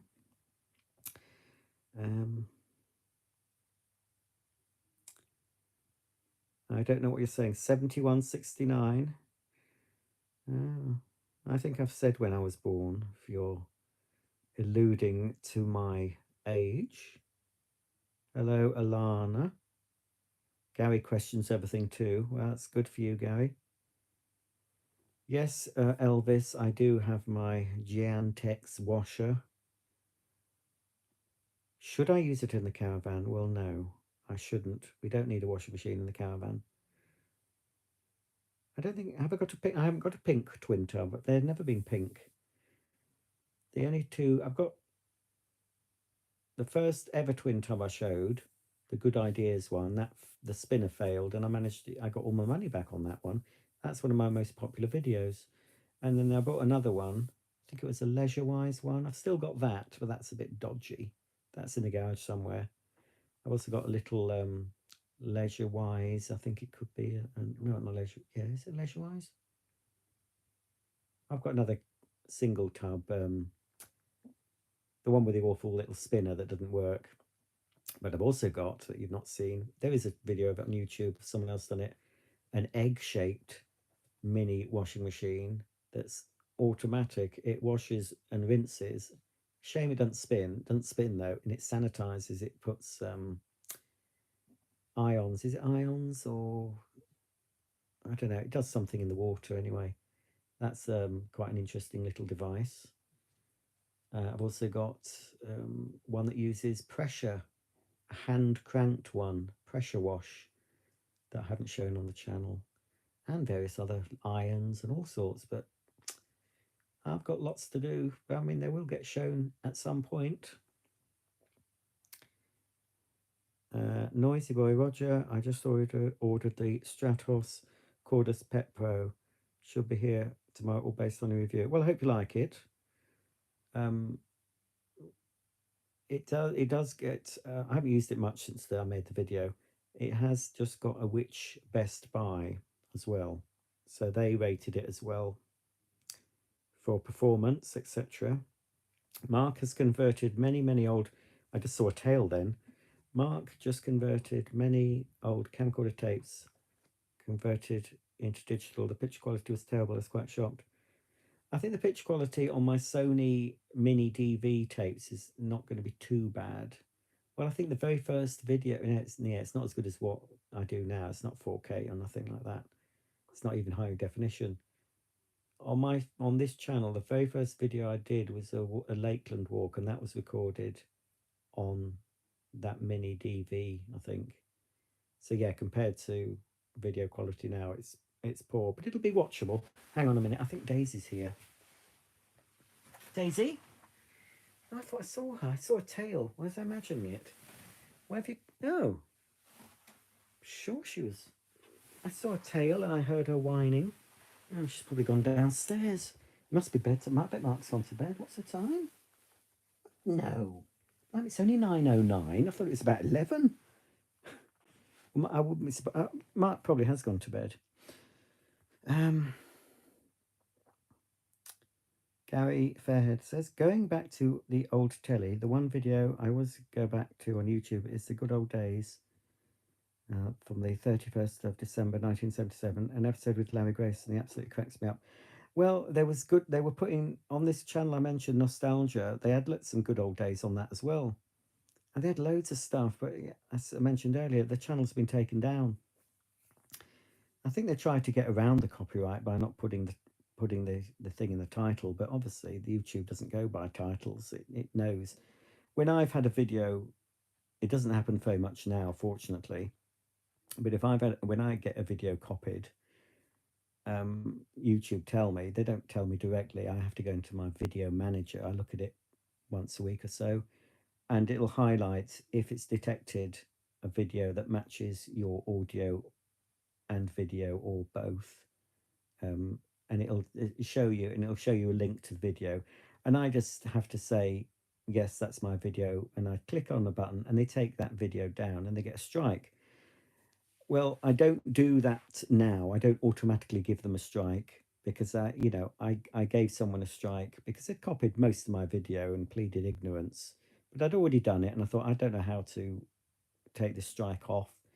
It, and unfortunately, you have to sign a digital form, and it gives the person your email address. So I got emails from this person saying, "Oh, I didn't know what I was doing." And I thought, yes, you did, because I looked at your channel. I did say this, but I looked at their channel and they'd copied loads of stuff and they knew it's wrong.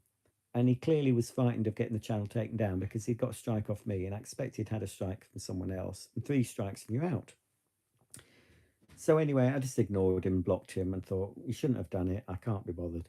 But now, if someone's copied it, then I will go to the video and put a comment and say, please remove this video. You've copied my blah, blah. And I'll wait a couple of days, and normally they'll remove it and then they don't get a strike. If they ignore it, then they'll get a strike. So I now, after that experience with, I think it was a Spanish person, but they shouldn't have copied it in the first place. I mean, I used to get someone was copying 20 or 30 of my videos in one go, and it was the time before I had the video manager function, and I had to report to YouTube every single video that was copied, and I had to put the URL of the video, their video. I had to put the URL of my video. I had to tick boxes on this form. I had to digitally sign it. It took ages, and I had to keep doing it. And it once happened when I was away on holiday, and I was sort of trying to had to find a library.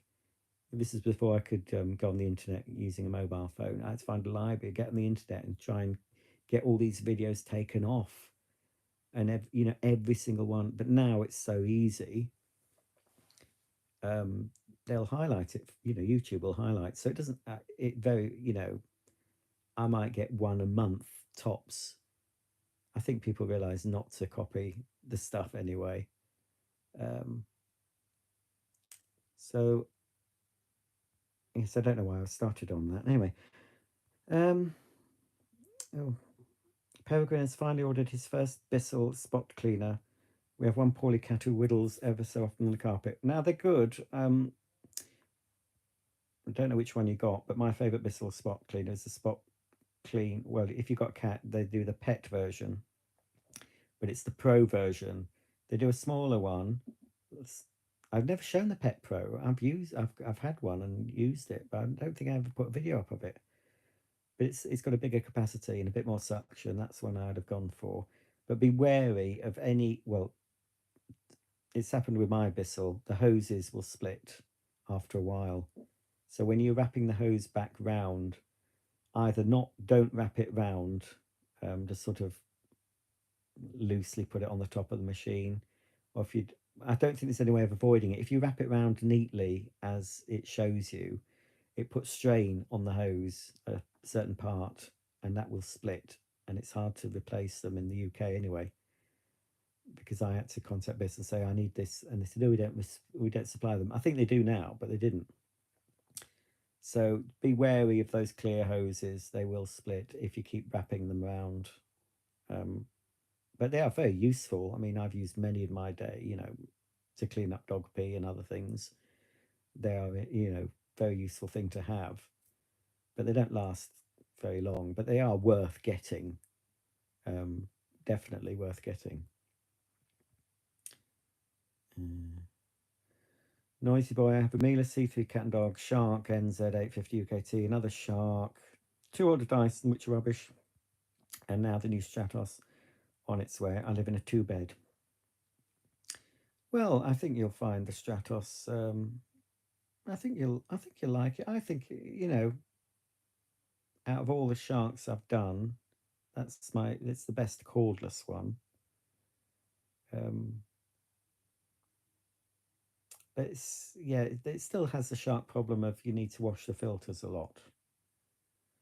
Darren, I own about 40 vacuums and carpet washers, but none are SIBO, sobbing, because even a Felix is over. I don't know why I don't know why they're so expensive.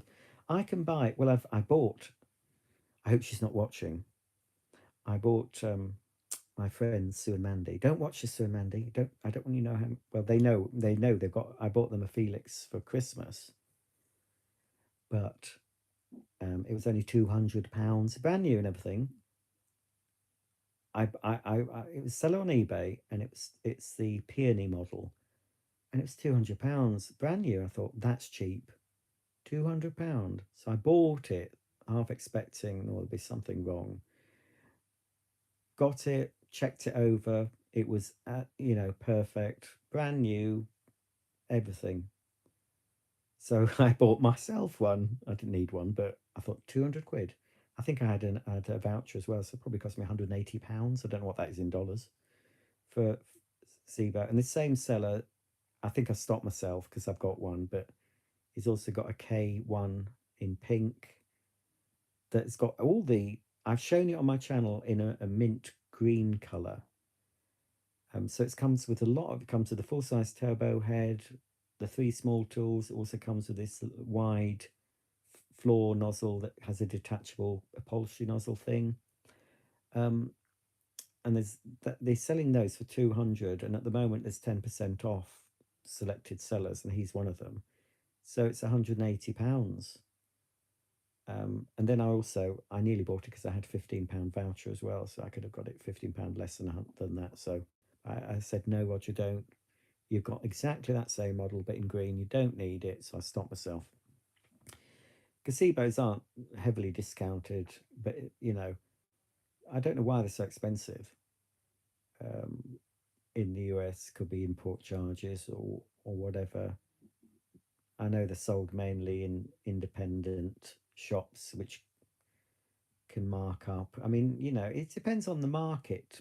SIBO are a very small niche company, all in this country as well as even small in the US. A lot of people haven't even heard of SIBO. They're my favourite modern brand, definitely. Um,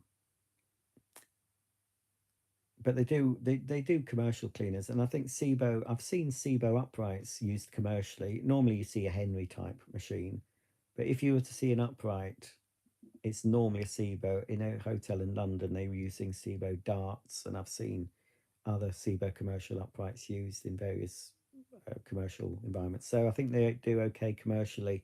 They're not a company that's. They don't tend to bring out a new model every few months. When a new SIBO comes out, it's quite an event. If it's a brand new model and not just sort of an upgrade, a new color. If it's a completely new model, then it's quite. And they have got a cordless upright coming out. I've hinted I want one. I've said, I can't afford it, SIBO. I don't think I'll get one from them, but we'll see. I think it's mainly aimed at commercial environment. But anyway, yeah, I just don't understand why SIBOs are so, and Miele's as well, though, in America. They're so much more expensive than we pay here in the UK and Europe. They're much cheaper. But they're definitely my favourite brand for modern. Modern is SIBO, old is Hoover. Old Hoover I love, new Hoover I don't. Darren says, my friends laugh when each closet they open up has 2 or 3 clean and neatly lined up. Oh, have you come out of the closet to your friends, Darren? I shouldn't assume, obviously. I shouldn't assume that just because you like vacuums, but does tend to be something that attracts gentlemen of a certain persuasion, should I say. I don't know why. It's mainly. I think there's a few on YouTube that aren't of that persuasion, but of those few, I'm sure some would probably go go down the dark side with a little bit of temptation. That's the impression I get. I don't know people's personal lives, but I won't mention names. Oh, let's see. Oh, you're getting the Pro one. I bet. Well, I hope it was on offer from John Lewis Peregrine, because it's just saying how expensive John Lewis are. I don't know if you heard me talking about a light I bought for my living room, £315 in John Lewis, 157 at Phoenix, exactly the same. So they've had it on offer, that Pro one. So hopefully it was on offer. Noisy Boy, thanks for your feedback on Sharks. I do love my Miele, but it's now lacking in design and innovation compared to these Sharks. I do love the LED lights on the head that show up the dirt. I wish Sebo would put some LEDs on their power head, on their Felix. I'd like to see an upgraded Felix with headlight. That'd be good. And they could easily put headlight on that ET1 power head. We're a bit vacuum related. This isn't a vacuum channel. No, I don't do vacuums on this channel, folks. Would you recommend Miele washers? Do you still have your little dishwasher? Did you hear about Lisa Marie Presley? Yes, I would recommend Miele washers. Yes, I do have the little dishwasher. And yes, I did hear about Lisa Marie Presley. Noisy Boy, I've cut out an old backpack. Oh, I've cut out an old backpack and I can slip the Miele C3 into it and use it to whiz around the house. Well, that's quite a big cleaner to put in a backpack. Well, fairly light, I expect. Oh, Peregrine says it was 130. Didn't think of look. Oh, well, Phoenix might not sell it. I'm just giving an example of how expensive John Lewis can be. But I've probably, well, I could have got that for less than 130. But I wonder what very quite. I can't go online. I don't know if it's going to ruin the stream. Well, I get a lot of stuff from Very because I get discounts. So I mean, I've seen it on offer in Very about £30 off the normal price. But then I would have got another 15% off if I was to buy one. I've still got one. I've got a new one in the box. I had two. The first one I used quite a lot, and then the hose split, and I couldn't fix it. And then I bought something else. But I know somewhere I've got a brand new unused one. But I've also got a cordless Bissell spot cleaner, which didn't last. It wasn't on the market for long. I haven't even shown that. I've had that years. Probably won't work now. I am currently using the Vax thing, but when that I'm just using it because I don't care about it and I don't mind picking up nasty things with it. But when that fails, which will be probably in a year or so, I'll probably get another Bissell one. I think they're better than the Vax. Well, I won't have to buy one because I've got one in the garage somewhere, so I'll get that out. It's a Pro. I don't think it's a pet one. Might be. Do you use Quidco or Top? I use Quidco, Gary. I've used Quidco for many years, and I think I've earned over £3,000. But I've had it a long time. But yes, I always go through Quidco where possible. I mean, always on eBay, but you only get 1% on eBay, which is nothing. Sometimes they up it to 3% if you're lucky, but it's normally worth 1%. So yeah, I always go through Quidco, and sometimes I get mad with myself if I bought something without thinking. I think, oh crikey, I haven't gone through Quidco. But you can get some really good. Yeah, I always convert my Quidco. I tend to sort of, when I've got enough money, I tend to sort of cash it in straight away because I think, well, if something happens to Quidco, then I won't get my money. So I always use the option of buying Amazon vouchers with my Quidco money, which you get an extra 2 or 3%. I don't know, it's not much. And then I put that, so I've got saved up in my Amazon account about £1,100 of credit. But that's not just from Quidco. That's some Amazon gift cards I've been gifted, and also a bit. I do get a bit of money from the Amazon affiliate links I put on some of the videos. I might get £40 or £50 a month. Towards Christmas, it might be 100 or something. So it's not a huge amount, but I always convert that. I don't get paid into my bank. I just get paid in Amazon vouchers, so it just gets credited. So that's that. I was saving that up for a dishwasher, but I've decided not to get a new dishwasher yet. Not certainly not until I need one or I get a new kitchen next year. But yes, I'm not touching that money. It's just there saved up.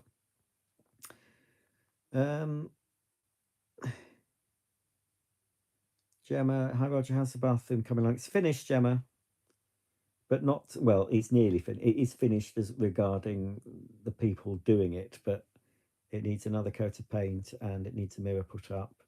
And it needs a few little snags finished. If you watch back, I did show it on. I'm not going again, but I did show it briefly. It looks a bit of a mess because I've been drying washing in there, but it was only finished yesterday. Um, so I'm 60% happy with it. So that's not very good, is it?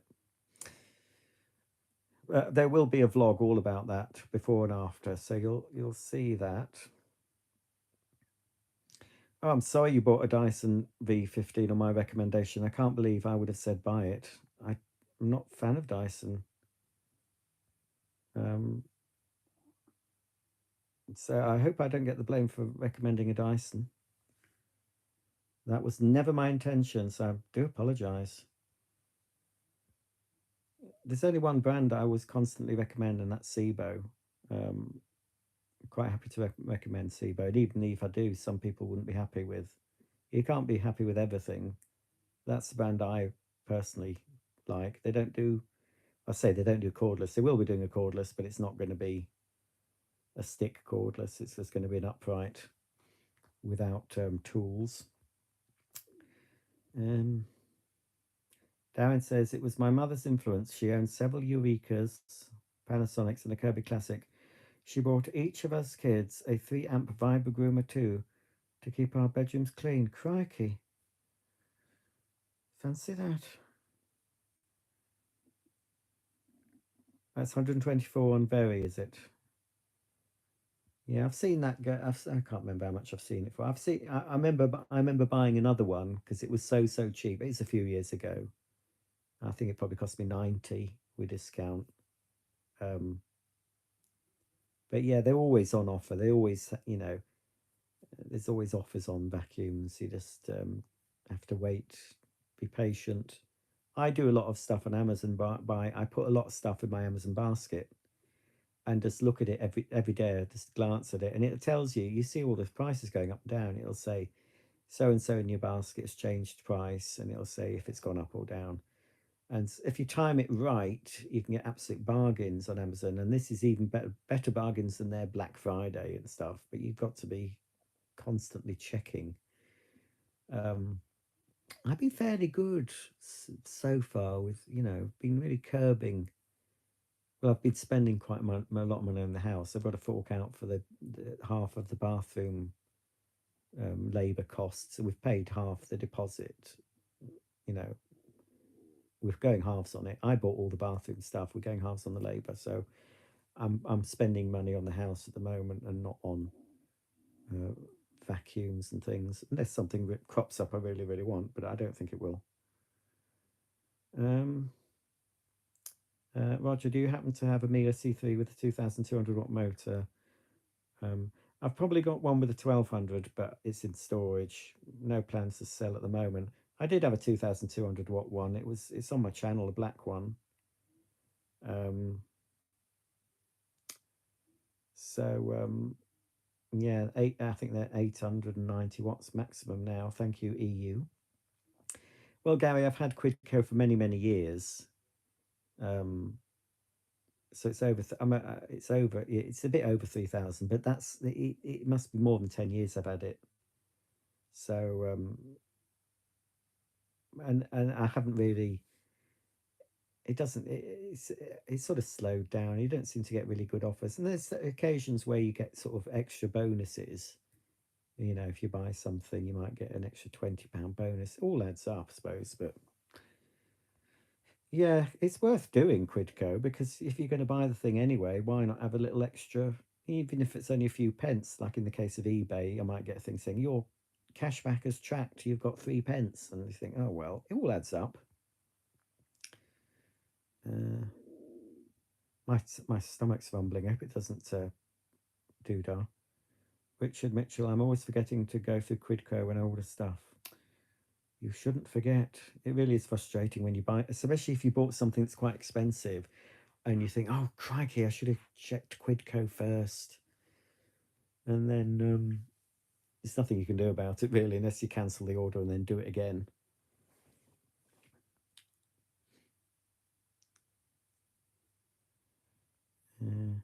Mark says we have a Kirby dealer close to where we live.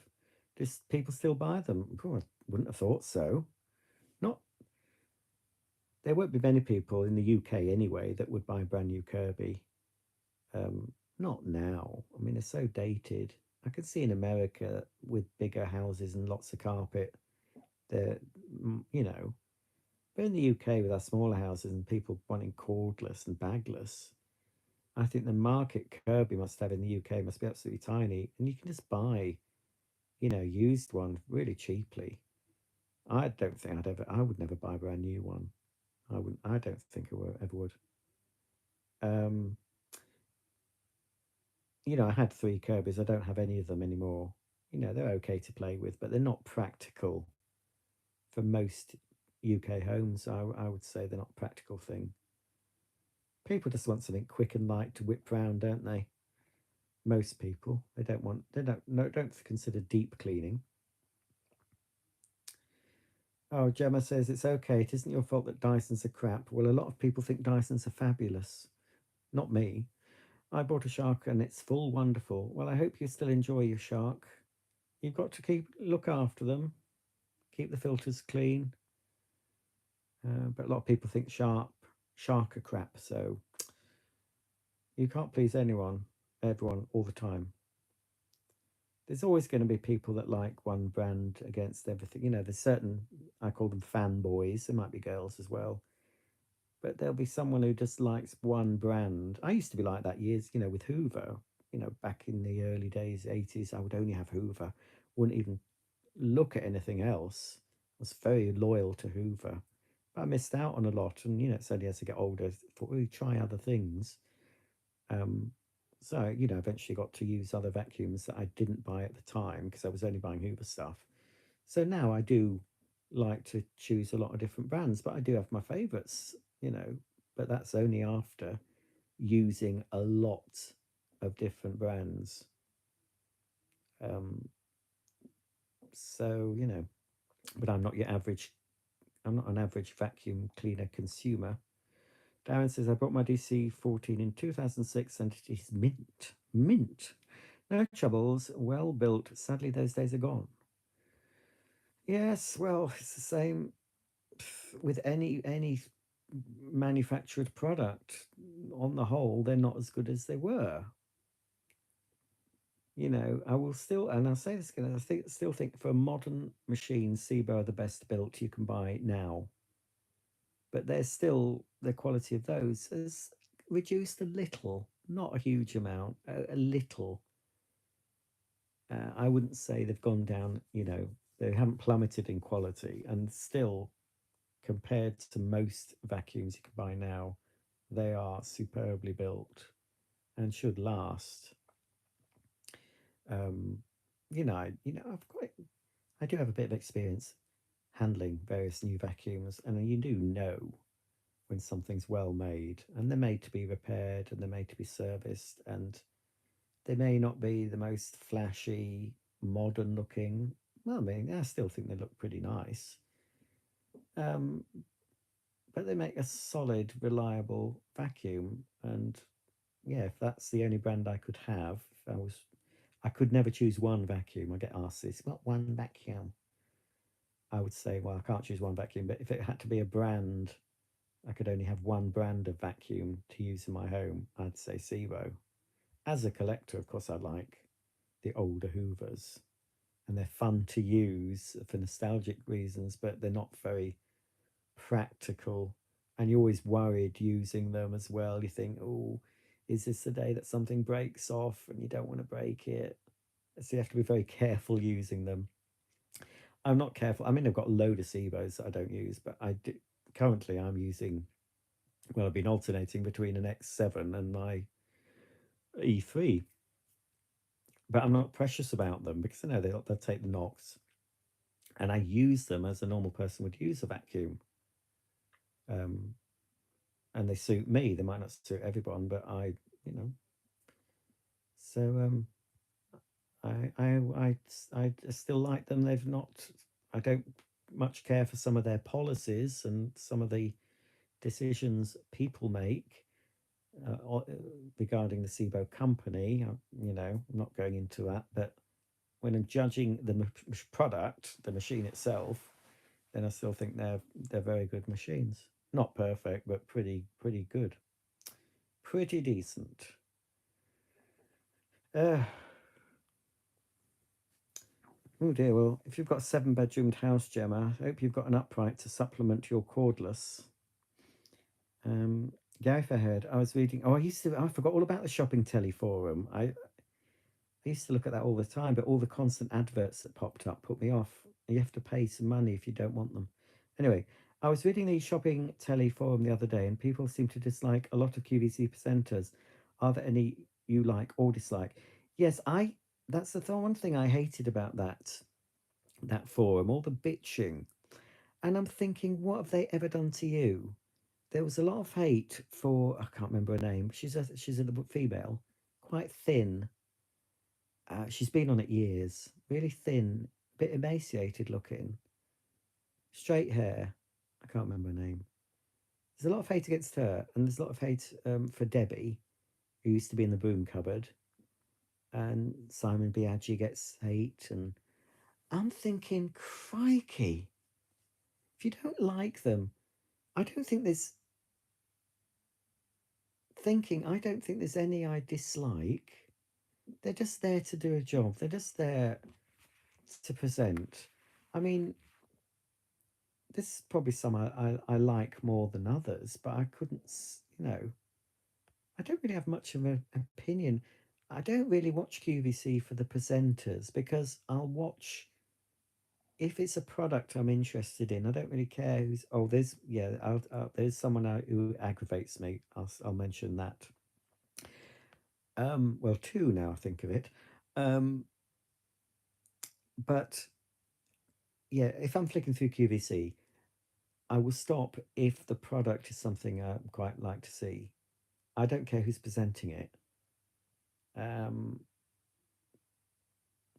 I don't mind. Yeah, the little one who does the shark. I don't care for him. He's said a few untruths, trying to flog the sharks.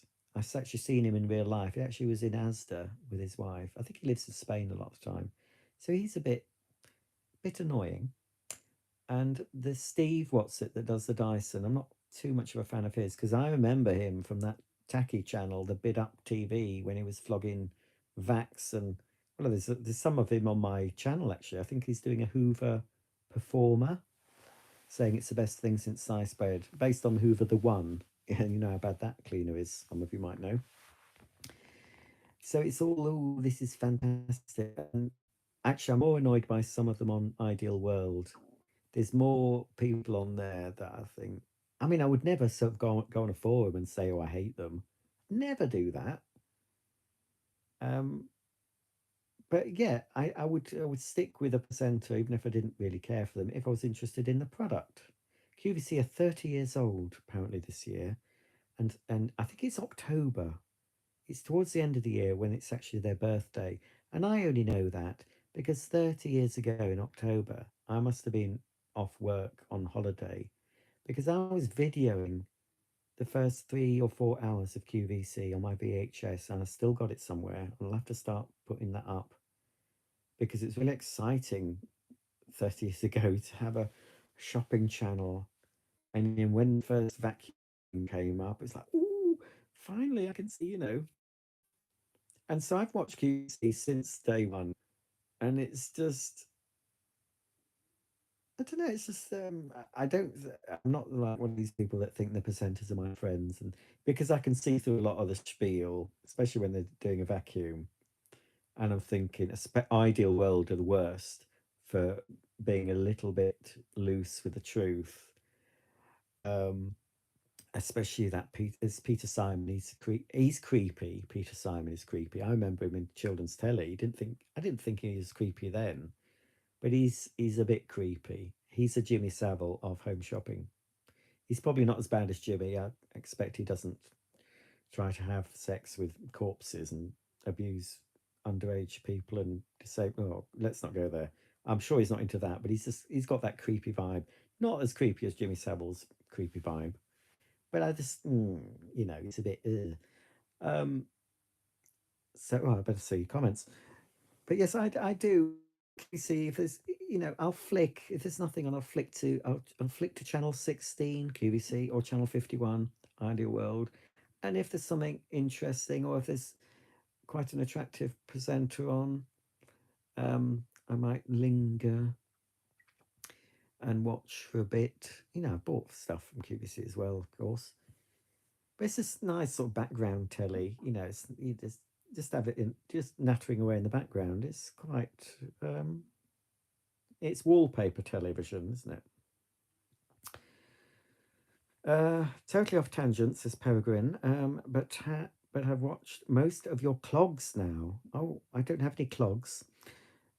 We don't wear clogs in Yorkshire here. It's not clogs on cobbles.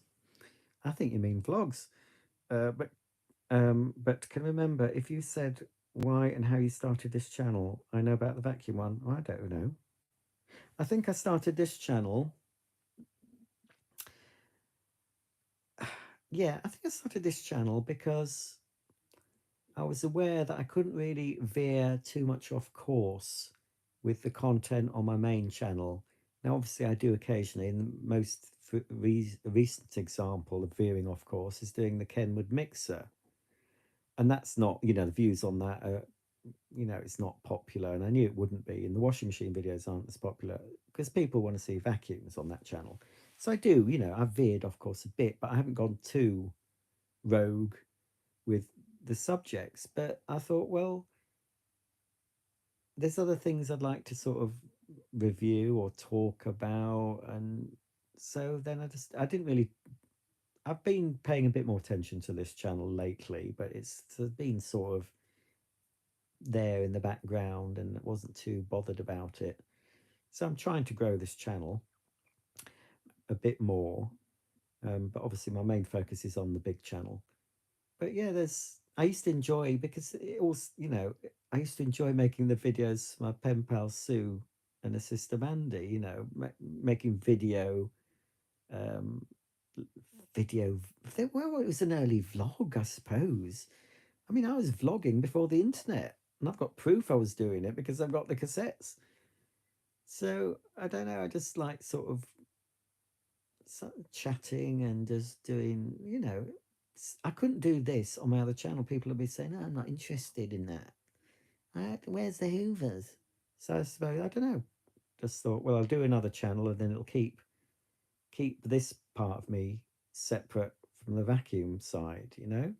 And if people who watch my vacuum videos want to come over and see what I do on this channel, they're welcome. But clearly, judging by the differences in subscriber numbers, most people aren't interested. Well, obviously, 5,000 odd people seem to be, but not 133,000 people who are on my other channel haven't even. It's a tiny fraction. And some people watching this might not even watch my other channel.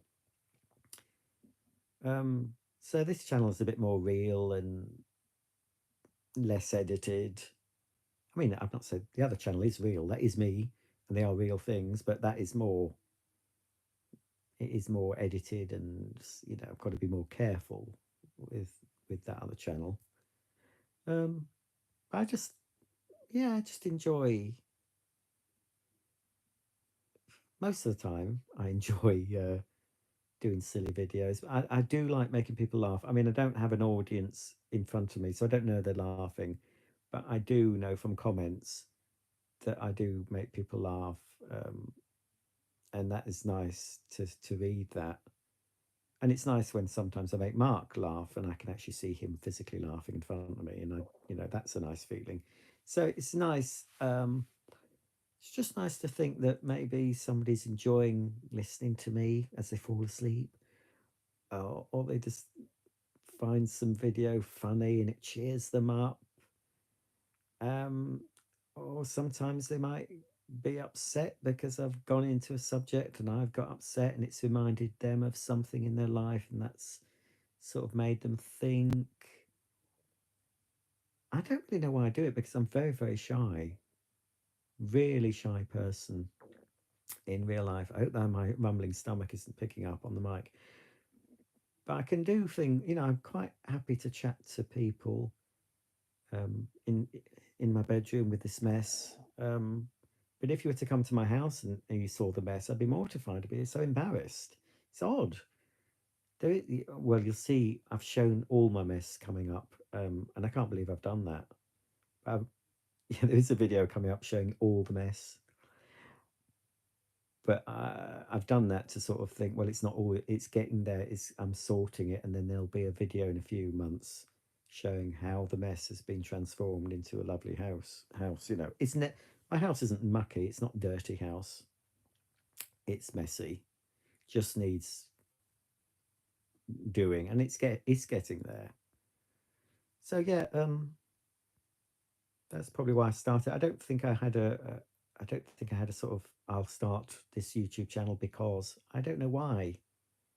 I think I had old footage because the first video is an old thing that I recorded before I was on YouTube, and I just thought, oh well, I could possibly share this, and oh, I've got this that somebody might be interested in seeing this video and that, and there's always uh, an audience for everyone on YouTube, even if you've only got an audience of one or two people. And I had an audience of two back in the 80s when I was making these videos for Sue and Mandy. Captive audience, posting a video and they would watch it on their VCR. Um, and I don't know, I think I've always been I'm fairly comfortable talking and doing things on camera. I'm not showing you my face now, but you know what I mean. And well, I think I'm fairly good at it, and I enjoy doing it. Um, and as I said, it's the fact that I do get some lovely comments, and just the fact that I made someone laugh, and I think I got a comment from someone who was in hospital, and they saw something and I was doing, and I made them laugh, and it cheered them up. And it's really humbling to think that I've possibly made a difference to someone who I don't know. I don't want it to sound big headed. Well, I know it does happen because I've had people commenting that I've had that effect. I probably have a negative effect on some people as well, but hopefully, most of the time, I'm having a positive effect, even if it's just helping someone fall off to sleep with my droning voice. If it helps someone who can't sleep get to sleep, listening to me, that's good as well. Or whether someone's laughing their head off at me trying to ice a gingerbread house. So I say to people, if I mean I today I don't know what. Sometimes you forget. You start watching YouTube for a bit, and then you sort of forget about them. And then all of a sudden, in my head, I thought of this YouTuber. I thought, oh crikey, I wonder if that person's still doing videos. They don't pop up on my feed or anything, and so I went in and found this person was still doing YouTube. They used to comment on my videos, and I hadn't seen any comments. I think, oh, they've probably stopped watching me, which is fair enough. I mean, I've stopped watching many channels. You might like them at the time, and then you decide you don't want to watch them anymore. And I don't put a comment saying, oh, you've done something I don't like, I'm not going to watch you anymore. I just don't watch them. And then sometimes I might put my toe in the water and have a look and see and give them another chance. So this one particular I'm not going to name, but this YouTuber I didn't watch. They watched me, and I got to know about this YouTuber because they watched me, and I sort of watched a bit the stuff. But it's not. I agree with a lot of the comments this person makes, but most of the videos aren't something I'm interested in. They're just not something I'd watch. Um, but I oh yeah, so I started watching a few bits and listening to some sort of rants and things. I think, well, yes, I agree with mostly everything he says. He's of my age. Um, but I don't suppose they watch me anymore. So it's funny how you can suddenly, it just suddenly came in my head. I don't know why this particular YouTuber came into my head. I hadn't thought about. I thought, oh yeah, well, let's check this out. So I've been watching a few videos today and thinking, I thought, oh, he's put weight on. We all have, haven't we? Right. Quick, let's go back. Right, I've answered that's Peregrine getting me onto that. Westward from Paul and Steve. Hello, Roger. We live in Shipley. Currently, we have our caravan stored at Elland, but it's closing. Could you? Oh, I can't.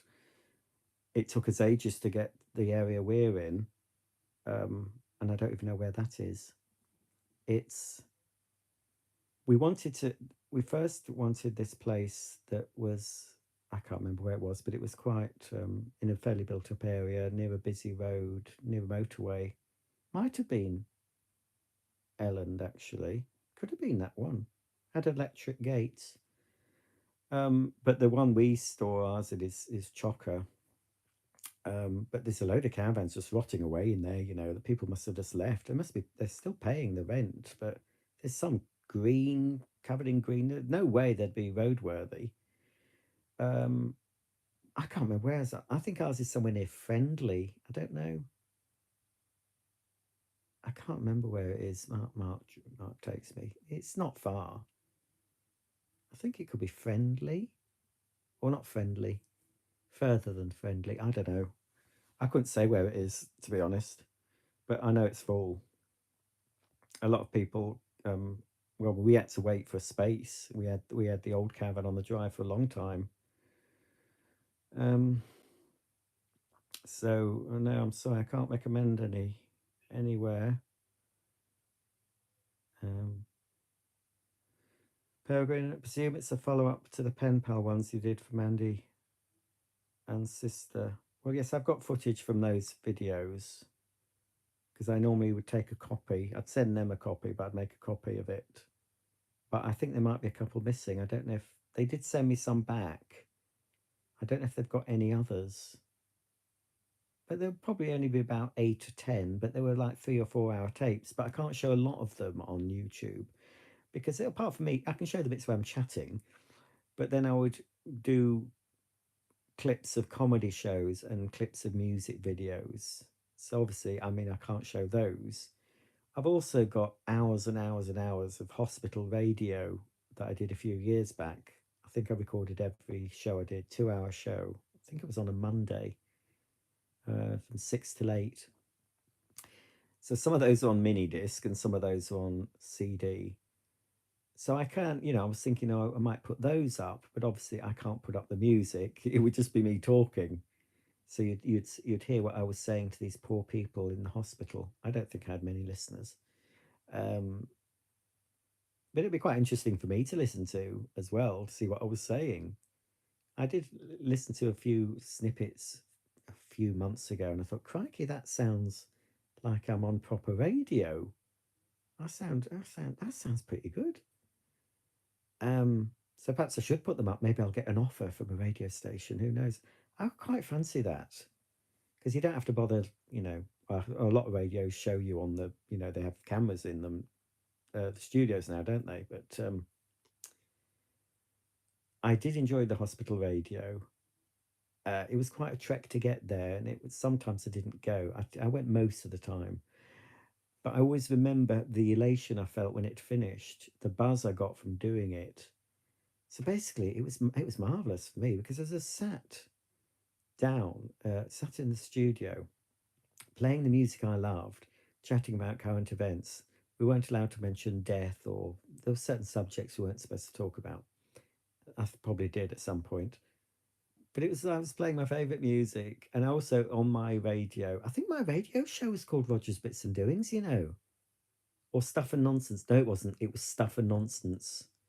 That's right. It was Roger's Stuff and Nonsense, and that was from a line from French and Saunders characters, Stuff and Nonsense. Those two posh women that they did, those fat posh women with the dogs, and she accidentally cuts a finger off, and she feeds it to the dogs, and then Dawn French says, "Oh, what about Bluto? He hasn't had one." And then she says, "Oh, right, you soft thing." And then she cuts the other finger off and gives it to the other dog.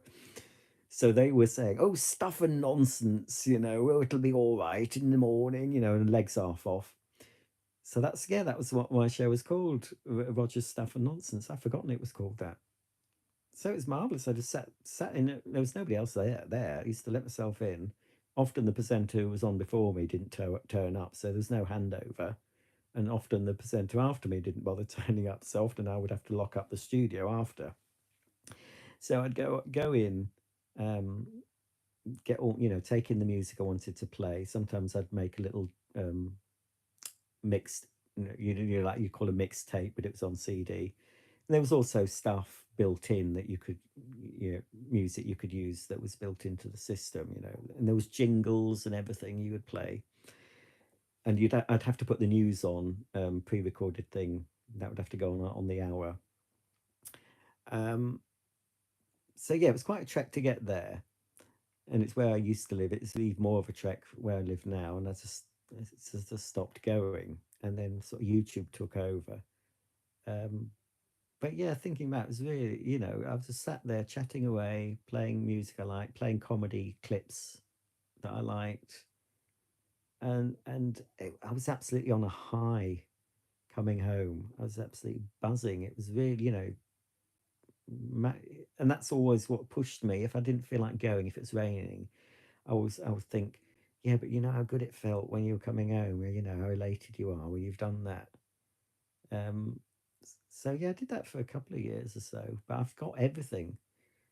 So yeah, that's another thing I hope to do. I'm never going to promise, but I hope to start, if I can try and sort them into chronological order of when they were recorded. That would be good. But it's a little piece of history because I talk about current events and things, you know.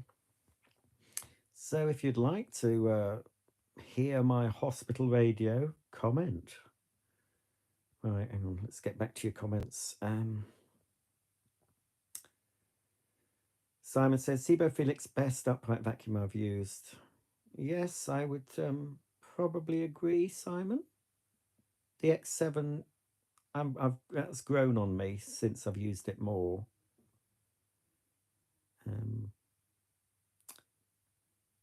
Oh, Gemma, you wouldn't be jealous of it if you could see all the flaws in it. Flaws, Flaws. Richard also loves his Felix. Mark says, I'm a Dyson fan. Ooh, you get out of here. Get out of here. Ooh, boo. I'm still a Dyson fan. Their quality certainly has slipped, but I'm always drawn to them. Saying that, I buy Louis Vuitton too, and their quality is atrocious. I must be a sucker for punishment. You must be a label queen, I think, Mark. Crikey, that's something I've never been. Well, I am a queen, but I've never been sort of into designer stuff. Um, I just think it's silly paying extra money for something that's got a name on it, and you're advertising. I don't even like wearing clothing with a logo on it. I just think, no, why? You can get decent stuff, and you're not paying these inflated prices. But if it makes you happy, that's fine. It's not something I would spend money on. Mark loves Henry too.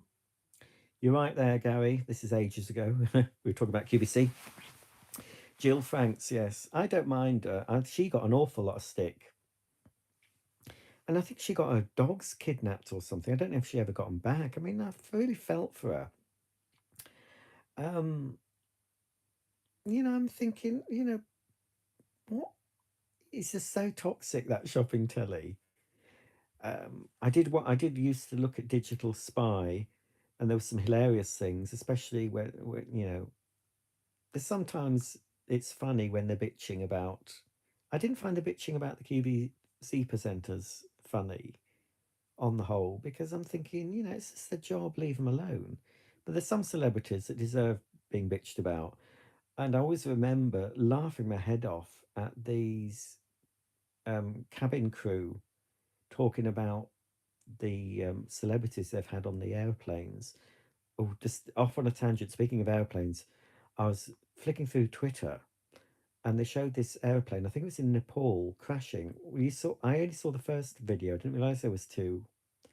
And someone was videoing this airplane from the ground, and it was sort of going a bit wobbly, but you didn't see much. And I thought, oh, that's nothing. I didn't realize there was another video, and I foolishly watched it.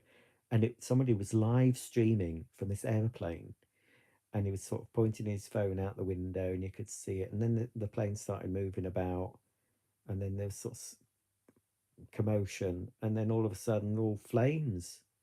And just a minute ago, or seconds ago, the man had turned his phone on his face and was smiling, and then the flame, there was all this fireball, and you think, crikey, that really affected me. I thought, just seconds ago this man was, it was a bit bumpy, and we were just sort of smiling on his camera, and then, a few seconds after that he was dead. So anyway, I just thought I'd say that.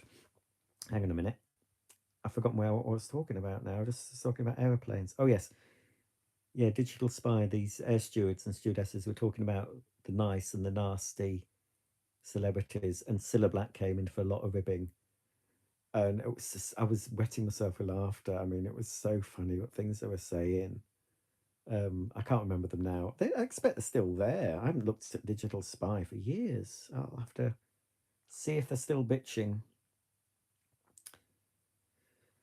Darren says, my friend's mom bought a new Dialomatic just like yours around 1977. I remember my friend inviting me over to try it out. Its self-propel function was marvelously startling. I bet it was. Gary says, I used to really like Ideal World in the old days. Oh, Low in Love. Oh, of course. I didn't record much Ideal World. Lowen was there with her husband, and was Andy Love. Oh yes, you reminded me. And of course, I remember that Steve Watley with the Zhuzh. I think the Zhuzh played a part in his death. I won't be surprised. The colour of him, spraying so much Zhuzh on him, it must have poisoned all his organs. And of course, that bloke who's been on it since day one. He's got a beard now. Can't remember his name. He's been on it. I think he's been on it since day one. Oh, and do you remember Steamy Sue, the big lady who used to do the Bissell stuff? I miss her because we've got that other woman who does the Polty now, and but she's no. I won't be surprised if Steamy Sue has met her maker. Who knows?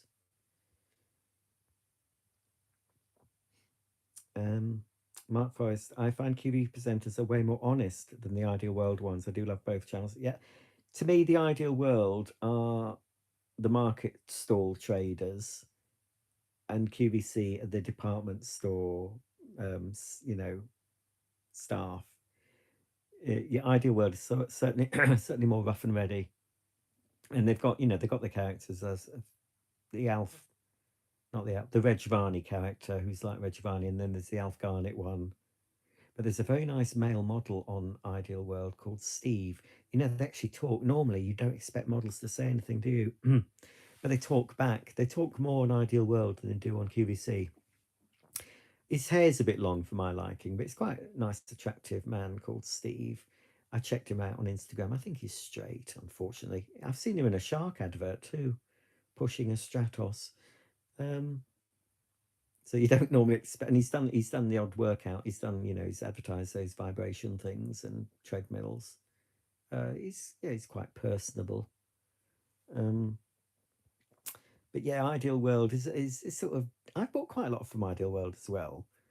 But yeah, there's certainly. I bet the people at QVC look down their noses at the Ideal World folk. I can just, it's just like when I used to work at Littlewoods. We always felt that the people that worked over the road at Marks and Spencers looked down on us. It's like that sort of dynamic. I can never, I can't imagine QVC employing an ex-Ideal World presenter. Um, it might go the other way, if someone on QVC says something they shouldn't and are let go of, they might sort of knock on Ideal World's door, but I can't see it going the other way. Yes, I believe it was Richard. I think the Ideal World studio did burn down. I expect it was an insurance job, allegedly. Gary says, I quite like the Molten Brown guest lady. She seems, well, I went off her when I saw her on, I don't watch it anymore. Not the Jeremy Kyle. What's the other one? Oh, what's his name? He cycles all over the place and he's like opinionated. Well, we've all got opinions. I just don't agree with his. He took over from the right stuff. Oh, crikey, I've forgotten his name. Anyway, she's appeared on that, saying things that I didn't agree with, and I thought, oh, I'm never buying Molten Brown now. She's saying those things. But the way they wash their hands constantly on those Molten Brown, I'm surprised they've got any skin left. They're always dipping their hands in that water and foaming up, aren't they? Oh, hello, Roger. Says just Manga Racer. You're very late. I've been going for 175 minutes talking rubbish. Mark says, Rog, did you see when Peter from Ideal World snotted all over on live?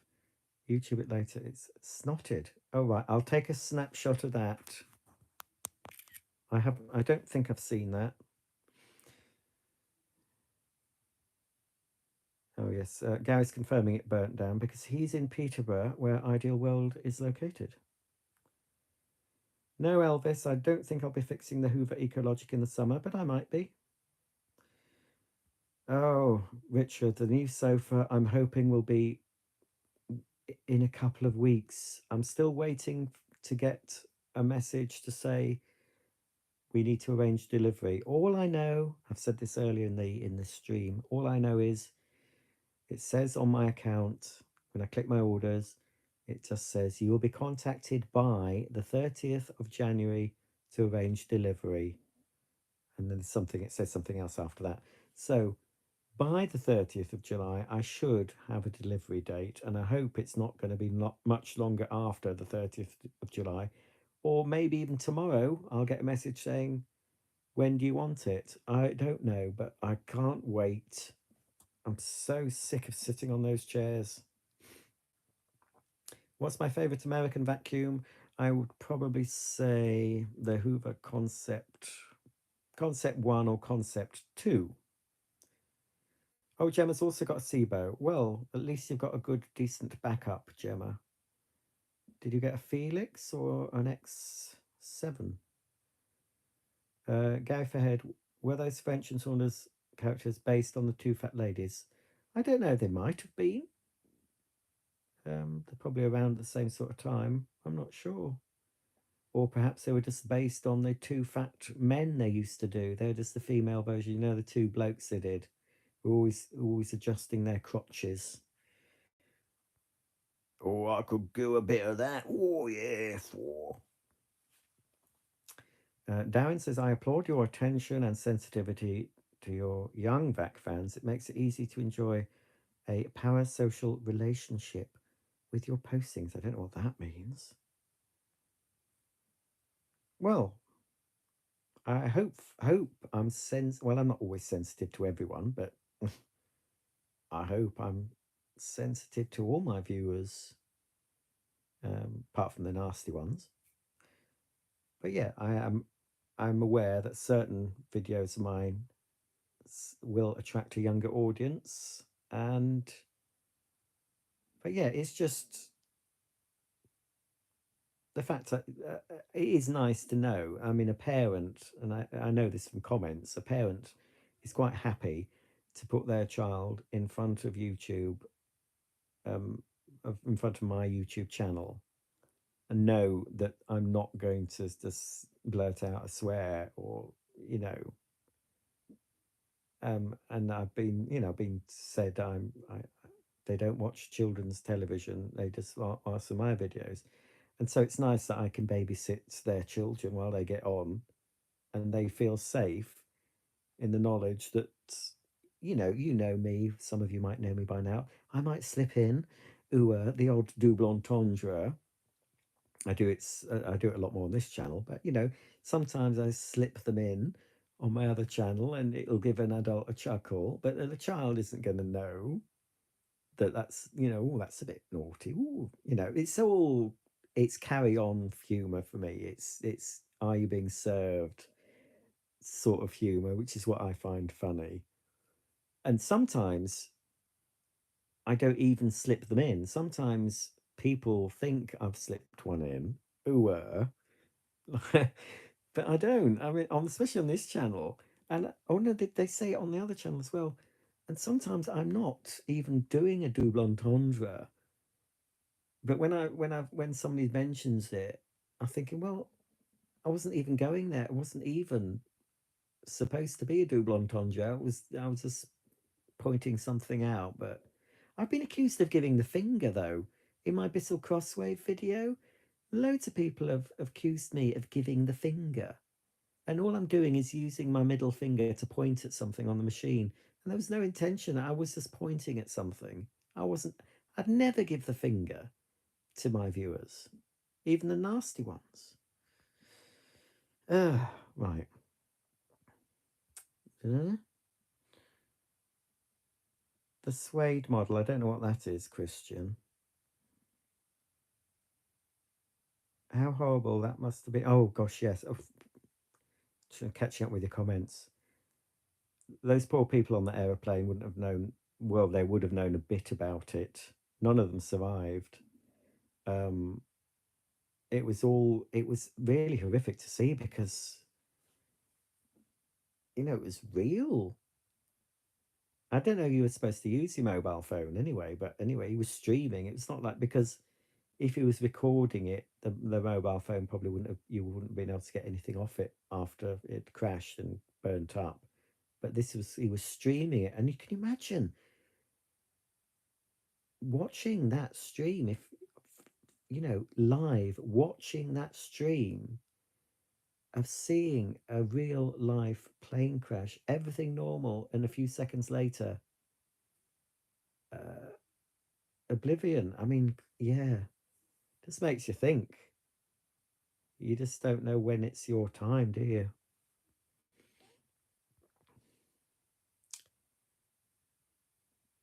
Oh, someone said Steamy Sue went to live abroad. I like Steamy Sue. I always remember she used to say, "Oh, if you can push a pram, so if you can rock a pram back and forward, you can use the whistle." And she used to, and she said, "Oh, it's so easy to use." I didn't. I didn't. What did she's saying? She was saying something self-deprecating about her weight. You know, I haven't built up all these calories just to burn them using the whistle or something like that. You know, she was. I think there might be some Steamy Sue on my. I've got some old Ideal World stuff on my other channel and some old QVC. I've still got stuff I haven't. I've still got more old stuff I could put up of QVC and Ideal World. Not very old, but you know, it's all vacuum related though. It's not general.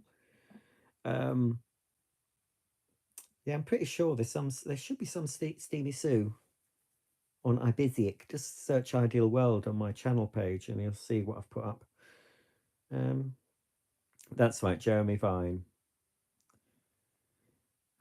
Yes, Jeremy Vine. So she's appeared on the Molten Brown lady. I was quite surprised. I thought, what are you doing on Jeremy Vine? Shouldn't you be flogging Molten Brown?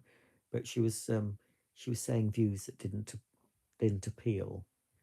Um, so I still bought Molten Brown though. I thought, oh well, sod it. I'll still buy Molten Brown. Um,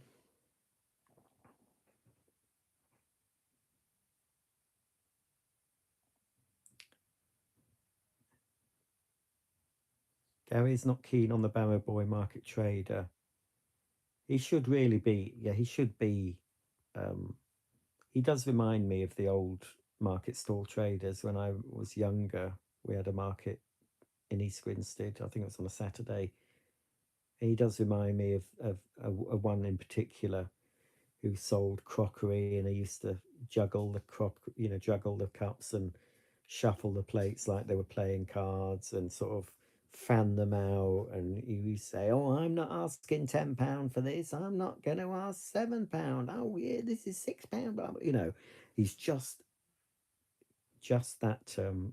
That's what it reminds me of. He's the most.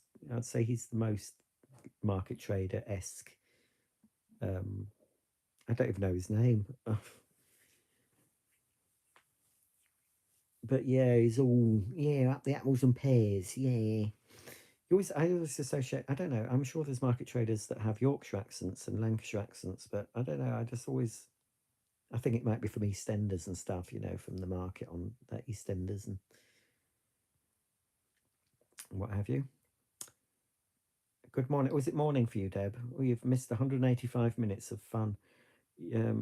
Yes, I am banished to my room, but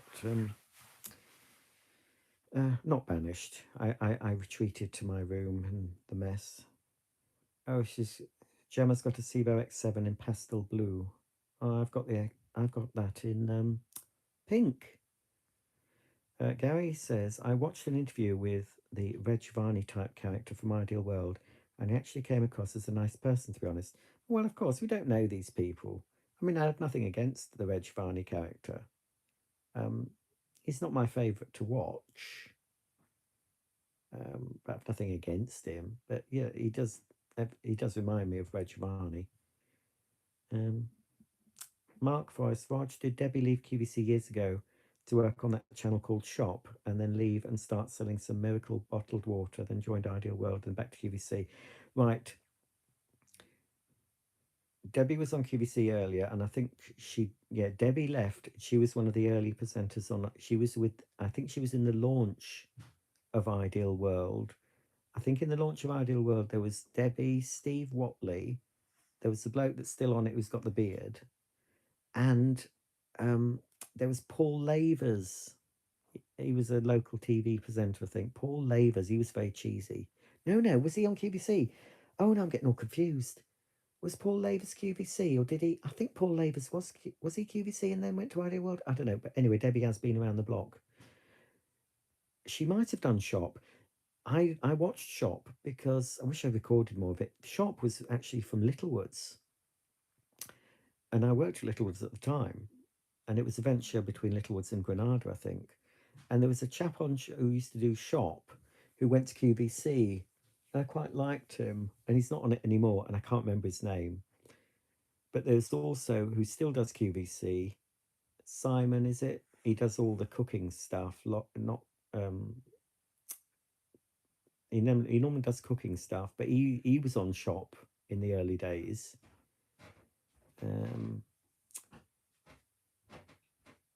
But there was another chap who left. Yeah, he did Shop, then went to QVC, then left, then came back for a bit.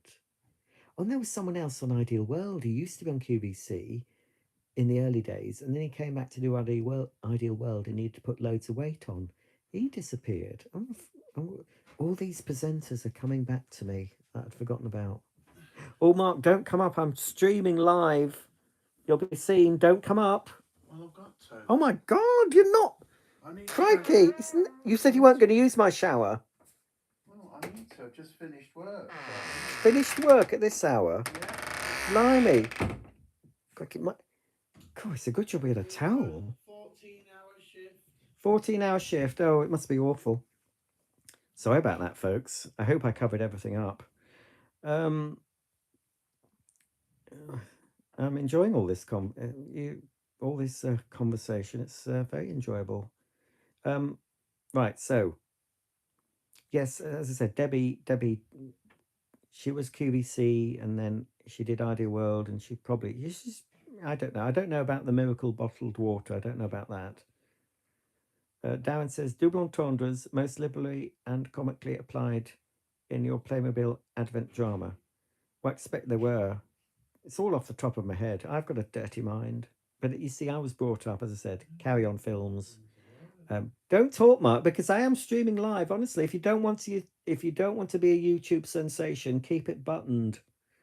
And warn me when you're coming out, because I don't want my viewers looking at that. I'll get all sorts of complaints. And don't break the new shower. Yes, I do find that sort of humorous. So it just trips off my tongue. Oh, hello, Chris E. MATTAM. Oh, Roger, it's like the last days of the mental asylum before Maggie threw them out and told them to get on with it. What is? What is like the last days? What you mean, this government? Well, we need something to happen. I mean, I think we need Guy Fawkes back. Uh, oh yeah, Sean Crawley or Mike. Oh yeah, that Crawley, creepy Crawley. Yes, he's on Ideal World. I was quite surprised to find he was married to that woman with the lips, the funny lips that she paints on. I've forgotten her name. I don't mind her either. I don't mind anyone really. If I didn't really like them, but I don't. Yeah, I like some more than others, but I don't dislike any of them really. They're just people on telly. Loved you dearly, honey. What's that about? Um, oh right. So yes, Paul Lavers was QVC then Ideal. I thought he was in both. I'm pretty sure Paul Lavers is on my QVC videotape of the first two people that appeared on QVC, and she's still on it. Julia Roberts, not the actress, and another man. I can't remember his name, but I know he used to. I don't know if he still does, but he was the voice of Siri. I think it was called John. They were the first, and they had green carpet, and they walked up. I can remember because I've got it on video. They sold an awful lot of tat, but it was very exciting.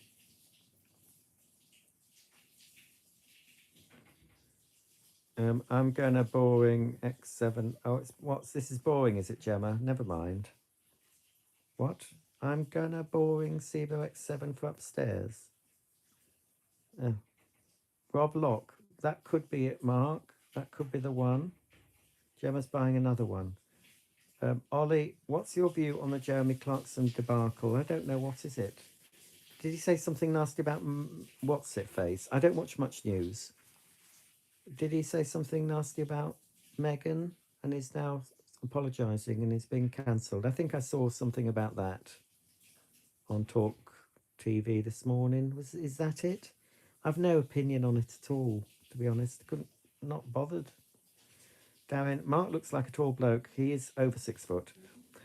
Um, he could be 6'2", 6'3". He's as wide as he is tall now. I just hope he's not breaking my lovely new shower. He told me he was going to continue having baths. He got used to having baths again and he preferred them. And I thought, oh, great, he's not going to be coming up here using my ensuite. And what does he do? Comes up and uses my ensuite. I'll have to get the bleach out. Oh, how dare he? Yes, so Ollie, yes, I don't really know. It seems a shame that people can't just. If he was genuinely, I think he was quite nasty, which is no call for.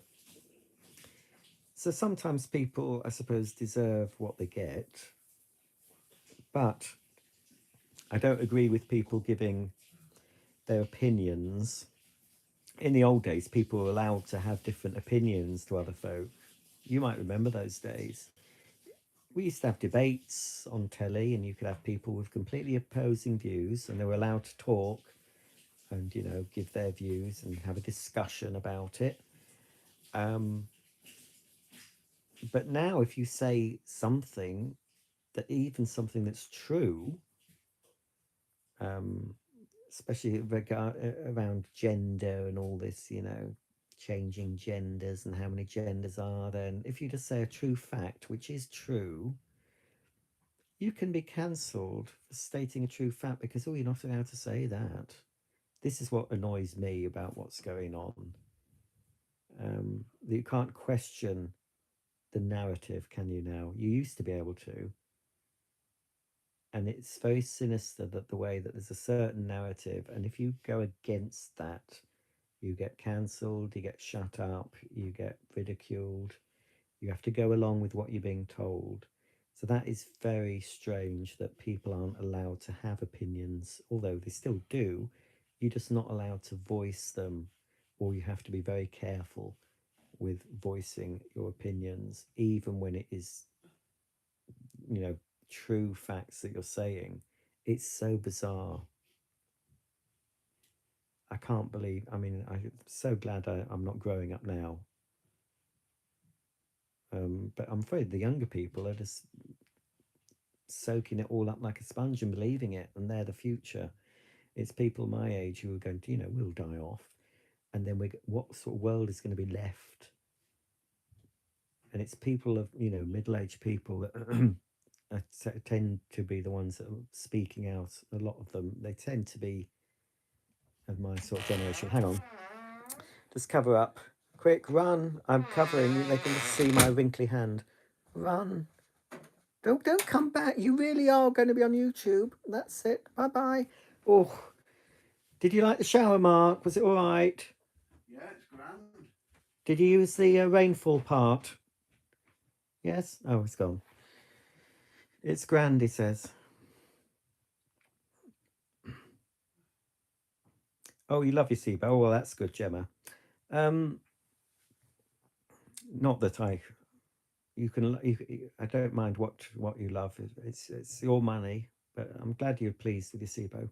Um, so yeah, it's just ridiculous, isn't it? Right, Mark says, Rog, what happens if Mark bursts out of the ensuite on live TV and we see Mark's bits and doings? Oh, well, I haven't seen them for years, so I don't know if they're there still. For all I know, he's having, he's transitioning. I mean, his breasts have grown. Um, I don't know. He could be turning into a lady. For all I know, we don't go there now. After 20 years, you don't do that. It's just not the done thing. My apple looks like Willow. Who is it that Willow belongs to? A couple called Paul and Louise. I think Mark knew Louise through work. Mark is Louise's boss. Um, but so they're friends, outside of work. So yes, Louise has Lottie and Willow. They had Lottie first, black and tan, for many years on her own, and then Willow came along. And yes, we occasionally have them to stay because we don't want them going. They put them in kennels once, I think, and Lottie gained weight, Willow lost weight or something because they didn't separate them, and Willow didn't eat her food. Willow picks at her food, and Lottie is a gannet. So Willow was losing weight, Lottie was gaining it because they weren't supervising them, and they came out with, I don't know, they had something wrong with them when they came out, and I was so upset that they'd put them in kennels when they could have come to us.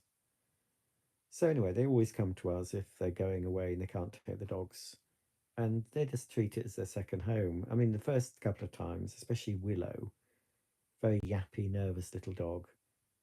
She's small, but she's got a like big personality, and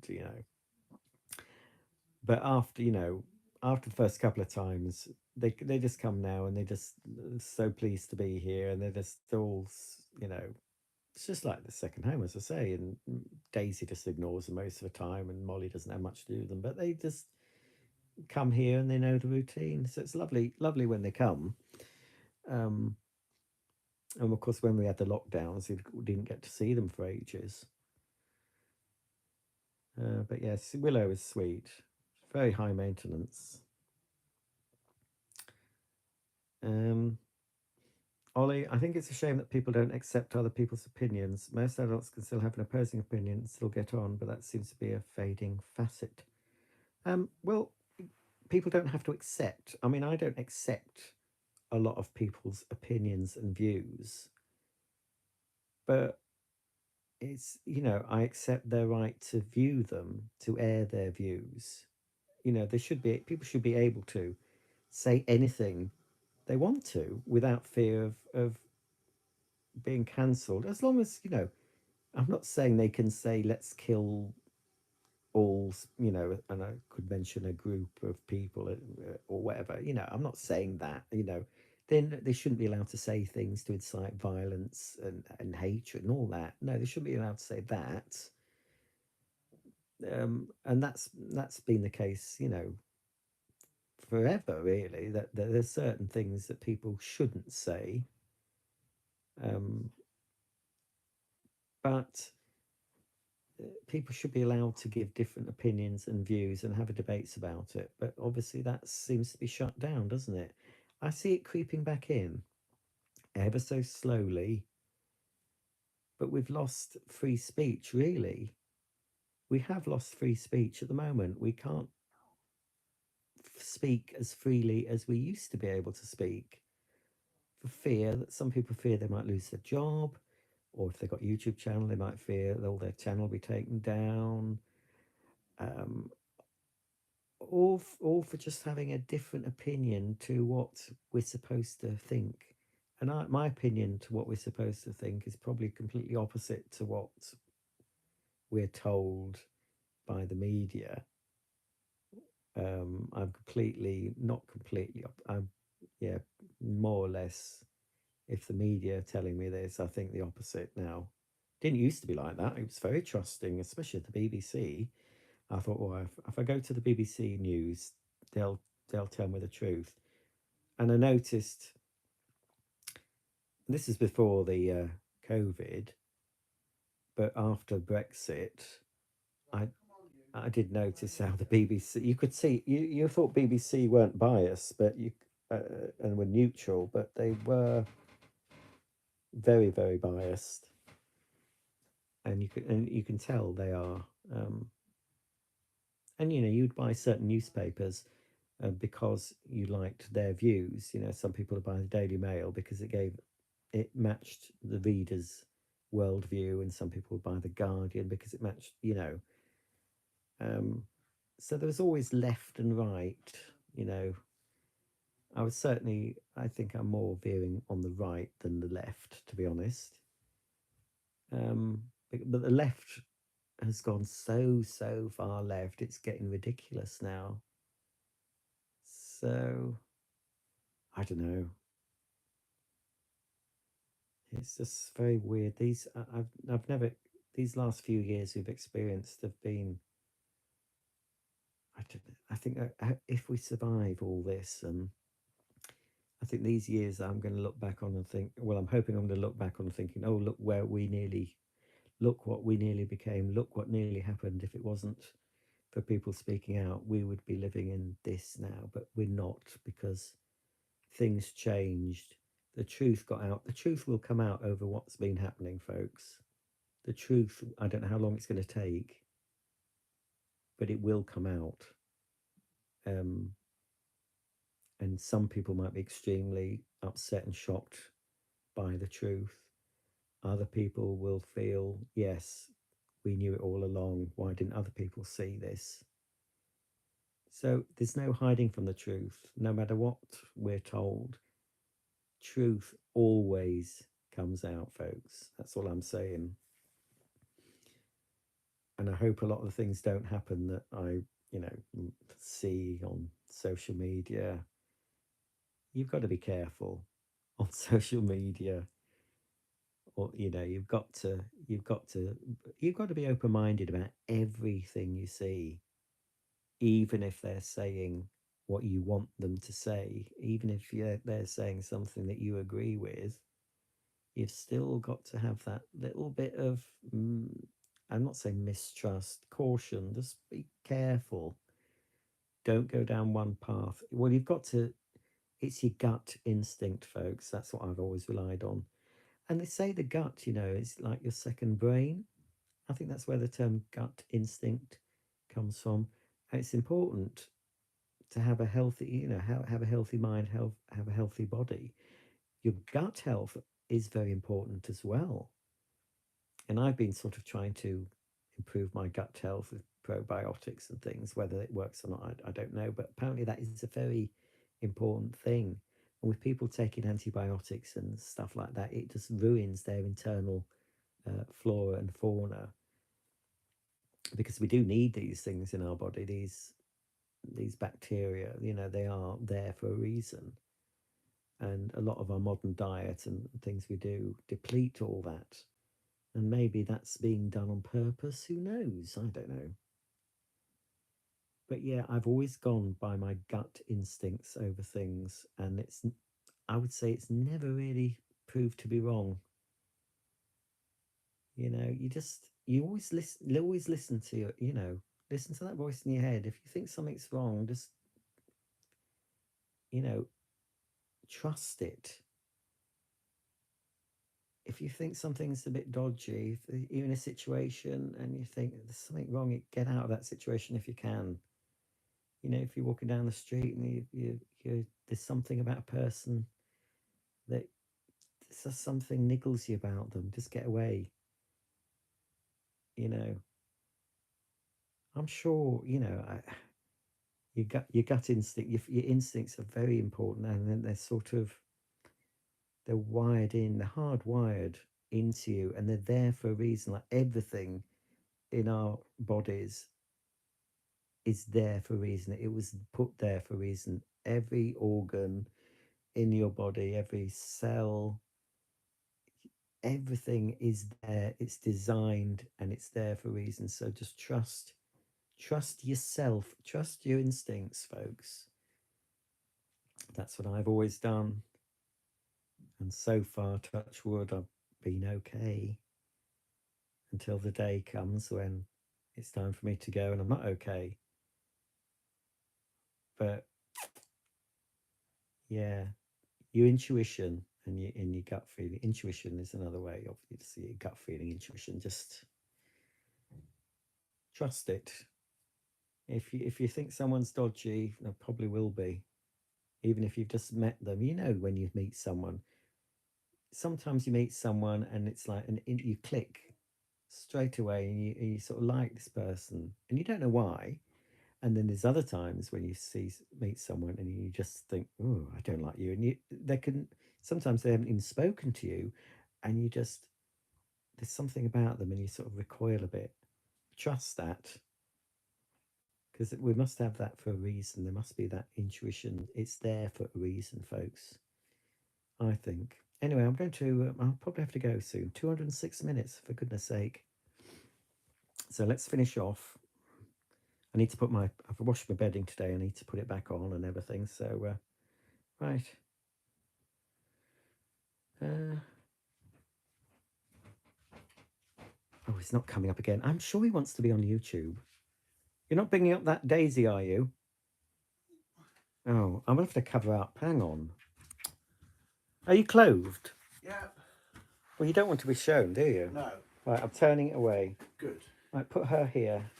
Oh no, there's dog treats there. Oh, we've given her a treat. Right, off you pop. Oh, I don't want Molly up here. What's she doing up here? Hello, look, it's Desiree. Molly. Molly Moo. Ah, Molly Moo. Oh, look, there's 2 boxes of dog treats. That's what they want. Yes, you can't have those. No. I'll bring her down shortly, Mark. I'm going to finish off here soon. Don't know what time. It won't be late. We'll be going to bed at oh, it's only 10:37. Crikey! Right, come on. You going? Are you going? What are you doing? You're not having those. No, I'm not having you tonight, Molly. I'm not having 2 dogs. One is enough. Oh, doesn't matter. You're so pretty. So pretty. Right. Keep away from those. Right, hang on. It's grand. Oh yes, he did say something about more cheese. He did. He's done a Wallace voice recently. Darren says in the US presently, one needs to careful not to express an opinion, lest he be cancelled. It's boggling. Well, it's the same in the UK as well. Gary says they've now smeared everybody who has basically middle of the road opinion as far right, so it's strange. That's yeah. Somebody said that today in something. Yeah, so basically, yeah, they're accused of being far right and having extremist views when it's basically just what I can see as a sensible, measured view on something. But yeah, that it's I don't know. It's just it's very it's very odd, but it's going to wake people up because they're going to think, well, why can't we say? Why aren't we allowed to say something? Why can't we question something? So hopefully people are going to think, hang on, this is wrong. But now the government are trying to curb free speech and the right to protest, and I think they're going to try and sort of cut down on strikes and things. I mean, I'm not sure what I think about the strikers. I mean, some people are saying, oh, they like the train people that work on the railways, so they get well, they keep quoting train drivers get whatever they get. But it's not just train drivers that work on the railways. Think about the people sweeping the platforms and just doing all the maintenance, the things that there's more than just drivers. My granddad, my mum's dad, when he retired, he used to fill up the chocolate machines at Leeds station. He wouldn't have been paid much for that. So that when they quote, "Oh, a train driver gets this," well, I'm sure it's not all train drivers that are striking. Um, and I think people have a right to strike. Um, that shouldn't be taken away, and I think the government are trying to take that away, aren't they? They're just chipping away at all our human rights, and it's not just in the UK. I'm sure it's happening everywhere. So you got to think, why are they doing this? Why are they stopping people from peacefully protesting? Yeah, I can understand why these, that people who block the roads and glue themselves to stuff, and those Just Stop Oil. What happened to them? Those people don't hear about them anymore. Um, I can see there's a need to get though if they're stopping normal people going about their business and getting to work and stuff. Then yes, I think there's a legitimate reason to have them removed, but it's not legitimate for peaceful protests when they're not causing obstruction. And I think a woman was arrested outside an abortion clinic for praying, but she was praying silently and she was near an abortion clinic, and she got arrested for that. I mean, there's things that have been shown on Twitter again that happened in the past few years. I think there was, I don't know what country this was, but a lady died because she was in a hospital and she didn't have her mask over her nose. And if you look into the studies about masks, they're pretty ineffectual anyway. But she was treated very roughly and she ended up dying. And and all other things, people are on Twitter, you see things like supermarkets, they would put tape around non-essential goods. You could go to the supermarket, but you couldn't buy toys, you couldn't buy a book, and there's certain things they block the aisles off, or they're not essential. Just remember all this stuff. Don't forget all this they did. And now there's the new talk about these 15-minute cities where you basically can't go out. You can't leave. You've got a 15-minute window of not window, but you're not allowed to travel out of your 15-minute zone, whether it be in a car or on foot or whatever. And you can find. I mean, that's like being in a prison, an open prison. I think they've started trialing it already in Oxford, haven't they? But people are starting to rebel already. I don't think they'll get away with it. I could possibly survive, but I won't be able to go and see my mum. You know, she lives more than 15 minutes away. I mean, what is all this about? It's so sinister, and it's just creeping in. But let's hope people just say, no, we're not having this. How dare you? When the lockdowns were bad enough, most people just accepted it straight away, and just was a lot of people were just quite happy to work from home and or get or not work and get paid most of their pay. And now look at the mess we're in. It's just I've never seen anything like this in it happening in my lifetime, folks. Nothing like this, and it seems to be getting speeding up. And the more every time you see, I do, watch some news just to see what's being said. Um, it's just I just it's absolutely ridiculous. A lot of the stuff that's going on, but you've got to try and turn off this and just focus on yourself, focus on your what you can do, and then just block out this chatter for a bit. It's important, I think, to keep abreast of what's being said, you know, but don't get too bogged down in it because it'll just consume you and it'll, if you let it, it'll make you feel helpless. And we're not helpless, you know, we've got power, despite the fact they're trying to take it off us, aren't they? Our basic human rights, they're being eroded all the time. And it's, yeah, well, I'll not say any more about that because it's just too depressing to think of it. But anyway, mm, oh crikey, how's the Miele washer? It's fine. It washes clothes.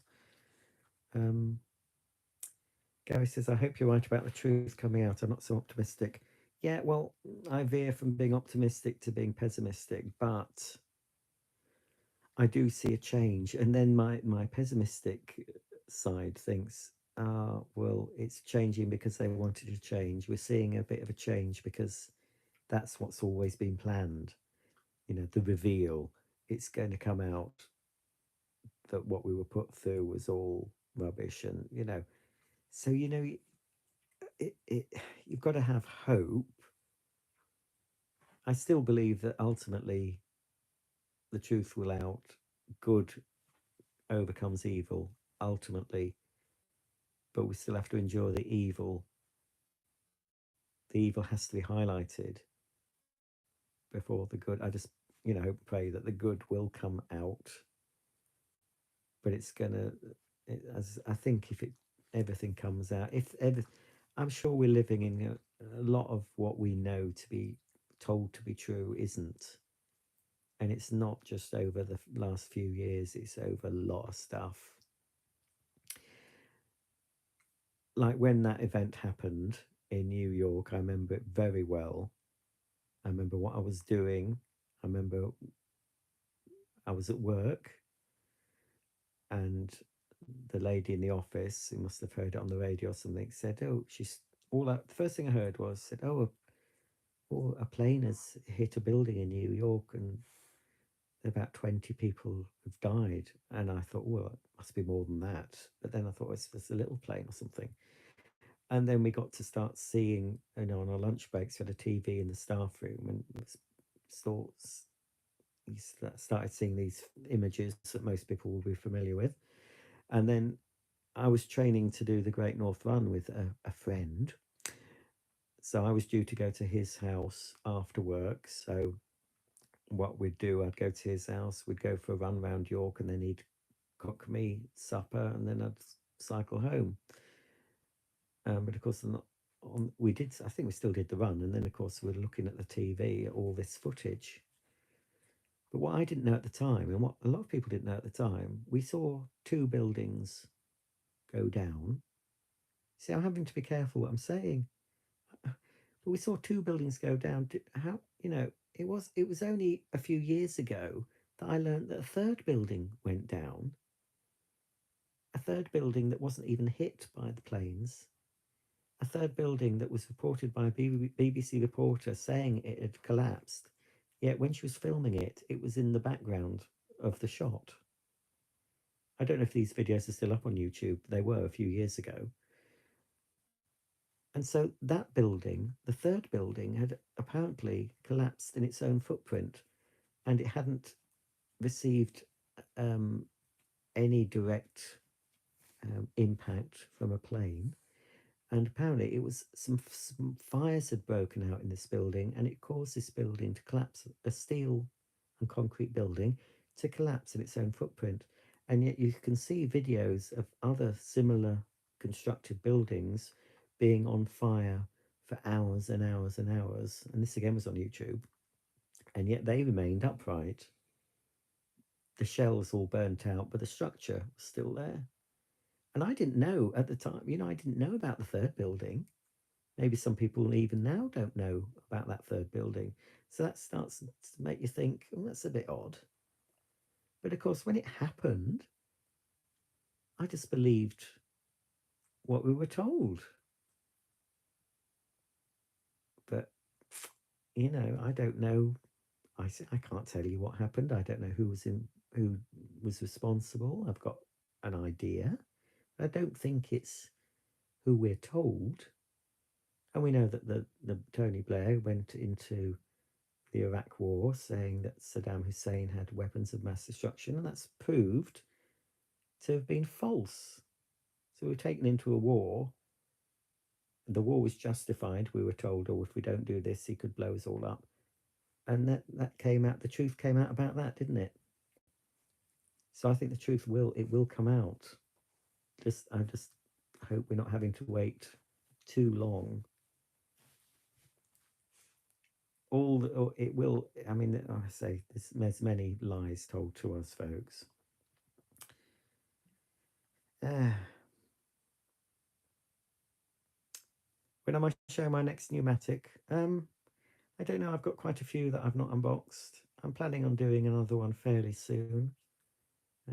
It might be a James. It might be a Henry Micro. It might be another cordless pneumatic. Um, I've got a few. I was thinking of doing another one. What's that bit of exercise equipment? Oh, that thing that says stretch? Is it that thing that says stretch? Well, I haven't made the video of that. It's fairly new. It's basically a mat that molests you automatically. It'll make for a funny video, especially if I speed up the footage. You lie on the mat and it heats up, and basically it touches you in places you shouldn't be touched. And there's various different programs. I got it to try and help my back and neck problems. It's quite relaxing and fun, but it's rather an unusual feeling. I'll be making a video of it and some various other things I bought in order to try and improve my musculature, my problems with my back and neck. Oh, next thing? Oh, that. Oh, that's just a treadmill. Deb says yes, that is right. I think it was yes, building 7. We can't say that, Deb. I won't read that out. But yes, I agree. Oh, Deb says most of 9/11. See, I saw all that a few years ago. I don't know what. Yeah, I've probably mentioned this before, but I was not really interested in revisiting that. Anyone who lived through that will remember that, and most people will know what what they were doing when they first heard about it, and they will remember looking at the footage in shock and thinking, "Oh, I don't believe this." But even back then, people who started talking back then saying this can't be right were labeled as conspiracy theorists and blah blah. But the fact that an aeroplane could slice through concrete and steel girders, and there's footage of those buildings being erected, and they were made. I think they were built to withstand things like aircraft going in, but they said, oh, it was small aircraft, not a big jetliner, blah blah. And they said, oh, it was the jet fuel that caused the girders to melt, and that's why it all buckled and blah blah. But yeah, they probably aren't on YouTube. But I watched hours and hours and hours of different footage. I saw videos from architects and people who, experts in building construction, and they were saying that couldn't happen. That wouldn't have happened. And that's where I saw the footage of this other, tall skyscraper that got on fire, was on fire for hours and hours and hours, and just stayed. The structure was still standing. But again, that was my sort of. They were shut down. I mean, uh, so there were the videos out there. There were people questioning that, but that was taken off. So yeah, I haven't looked at 9/11 stuff for a long time. So so Deb's probably right. It's probably been uh, taken off. Um, and then I think even the BBC took a load of people to New York. who weren't didn't believe didn't believe the narrative, and they were sort of, I think they were, I didn't see it, but I've seen clips, but they were made. I think some of them went, they were sort of brainwashed and said, no, this couldn't happen, blah blah, come and see, and blah blah, and they sort of changed their mind. Maybe some of them probably didn't, but can you imagine if the American people found out that it could be their own governments, or you know, that did that? I'm not, I don't know, you know, some people will know exactly what happened and why it happened. um, we can just think, oh well, it doesn't seem right, and yeah, the physics of the whole thing doesn't seem right to me, especially after, and then that sort of, after all that stuff, all those videos, then this was the time when YouTube allowed all this, and then you got other suggestions coming up of ridiculous things you might think were ridiculous, and you might still think, if you're told about them, they're ridiculous. Something I've not really broached. Not I've broached it with family, and I was laughed and ridiculed, so I just didn't bother. But there's some things that we're told, um, but the more you look into alternative views, you start thinking, yeah, because we all taught at school, and you think your teachers teach you this, blah blah, it must be right, and then you go into an adult, and so some people can't accept a different point of view, a different narrative. Perhaps you were taught this, perhaps that isn't quite what happened, perhaps this is not real.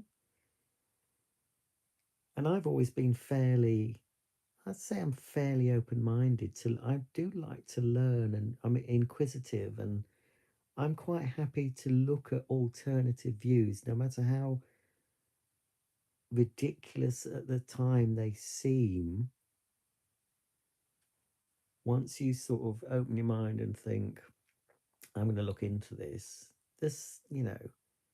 sometimes you'll look into it and you'll still have your same opinion. Other times you might think, oh, hang on, there really is something in this. And sometimes it's happened to me, it'll suddenly click, it'll just be a sudden, and you understand, it's just, and then that is now your new truth. We all have different experiences. We all have our own truths, don't we? But yeah, I'm sure if I came out with some of the things that I believe to be true now, a lot of people think I'm an absolute nutcase.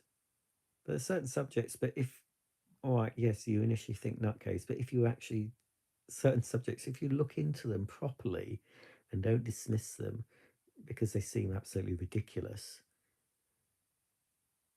you might find that what we're actually told is the ridiculous thing, and what, as some people think is the truth, is the more logical thing that can be demonstrated by our own, our own senses.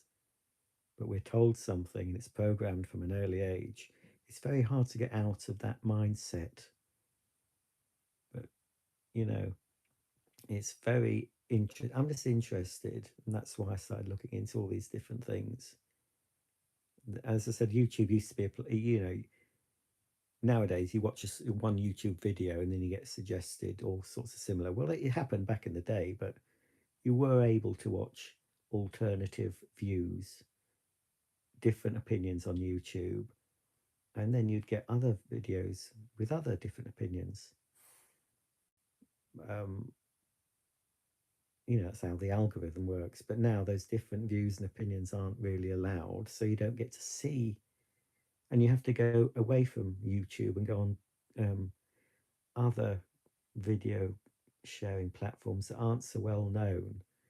I mean, a lot of the YouTubers I watched are banned from YouTube and went elsewhere, and I forget about them because I'm not used to looking at these other websites because I'm so ingrained in YouTube as a YouTuber. and as a viewer, that you forget, oh, hang on, this, they're on there now because they got taken off YouTube because they were saying something. And none of these things they were saying were, hateful or inciting violence. Nothing about that. They were just alternative views and ideas. Um, but YouTube's, oh no, you can't say that. Off you go. But to get the biggest audience, YouTube had still is the biggest video sharing platform. Obviously, I'm not on anything else. I don't put videos up on anything else because there's no point. This is where people come, on the whole, the where most people come to view online video. And YouTube is a fantastic place. It's good. It's good and bad. But you can see, if you've got a problem, a practical thing that you need to sort out, you can just find a YouTube video and there's someone there showing you, oh, how to do this, how to do that. Just it is a fantastic. I'll sing its praises. When YouTube is good, it is very, very good. It provides entertainment. It provides comedy. It provides information. It's not always correct. It allows people just to it allows someone like me to lie in my bed and chat for 230 minutes about not a lot. I don't know. I've been talking about what people have been saying in the comments, but so I won't knock YouTube because it's been good to me, but you have to be careful because you say the wrong thing and you're out. But if if YouTube allow people to have different opinions again without fear, if they're allowed to say things again, as long as it's not inciting violence, as long as it's not attacking people, a person or groups of people or certain minorities, what not for that. That shouldn't be allowed, but people should be allowed to discuss stuff, and they're not. And that's what I don't like about YouTube.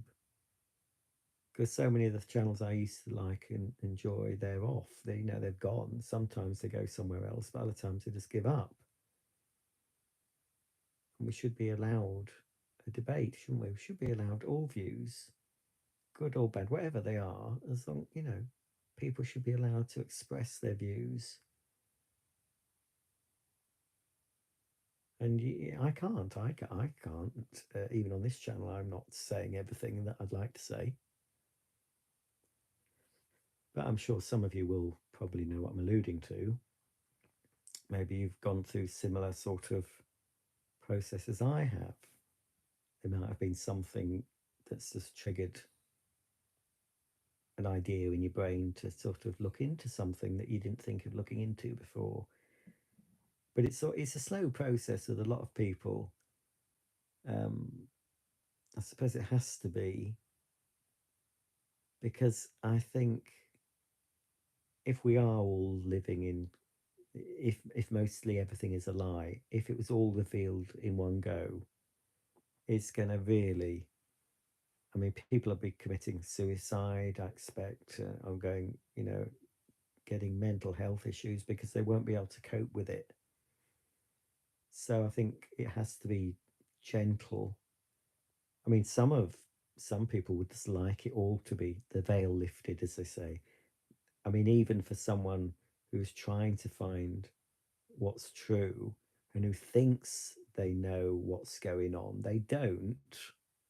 I don't pretend to know what's going on. Even these people in the alternative truth movement, the big names who think they know, I'm sure they don't. So even people like them, if it's all revealed, everything, it's going to freak people out. So it's not it should it's not going to happen like that. So maybe things are happening slowly and revealing slowly.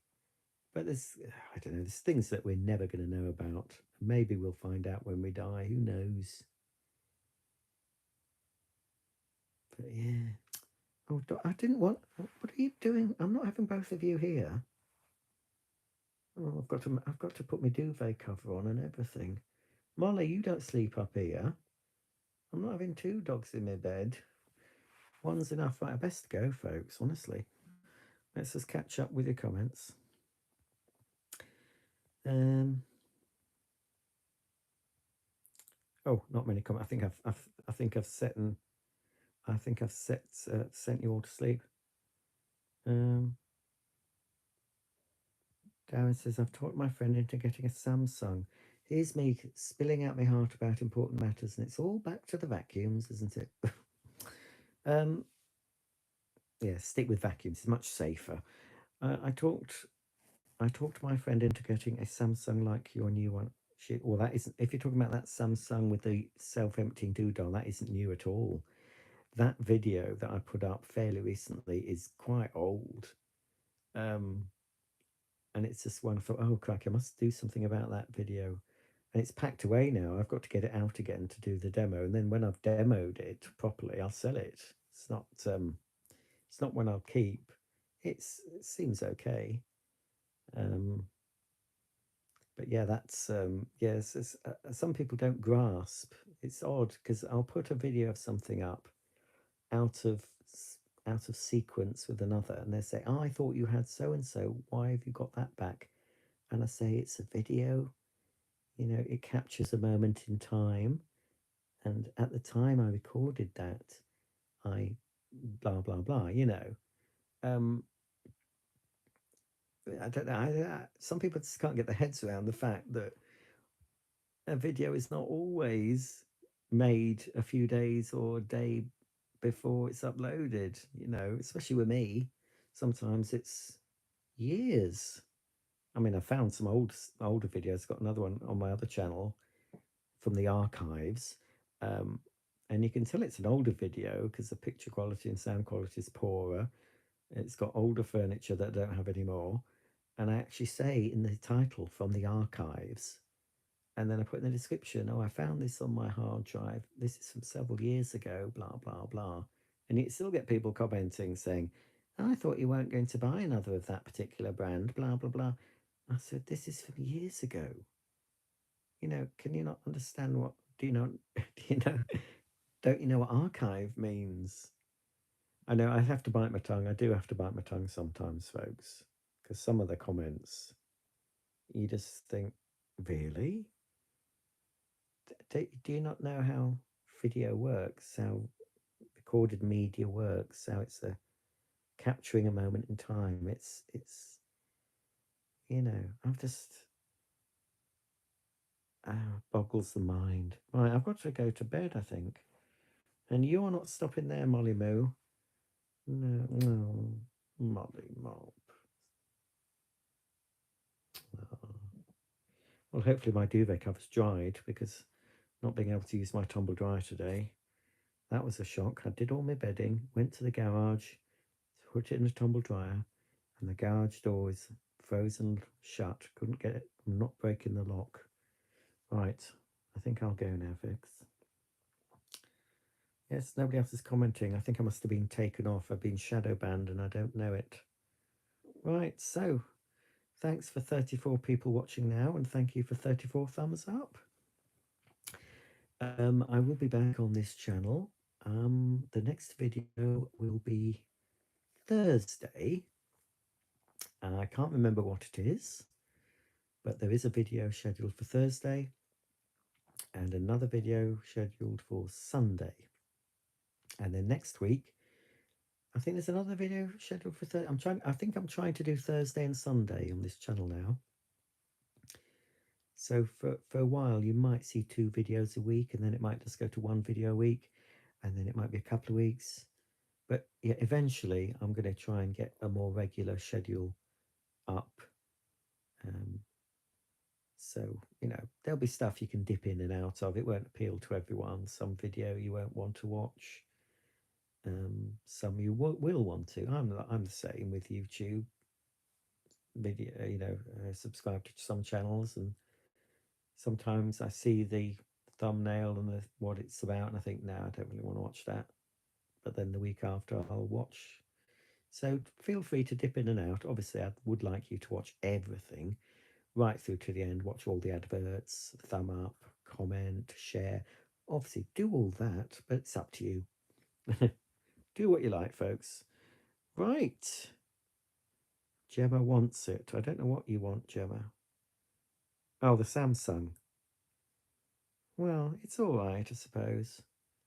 There's a newer version that's a bit more compact. It has the self-emptying bin built into the stand. You know, it's one piece instead of having the separate self-emptying bin. If that's the one you're talking about, which I assume it is. Bespoke jet, isn't it? So that one um, is a newer version to the one I've. Oh, the running machine. Oh, well, that's from Ideal World. They're selling it at the moment. It's not. I don't know if you can run on it. You can walk briskly. It wasn't expensive. Yes, go to Ideal World. It's there. That's where I got it from. I don't think I've walked 5 miles on it so far. I really need to get on it more, or at least put the dogs on. Right then, I will be off, folks. Crikey, 240 minutes. And I just came up here because I was bored and thought I'd have a chat.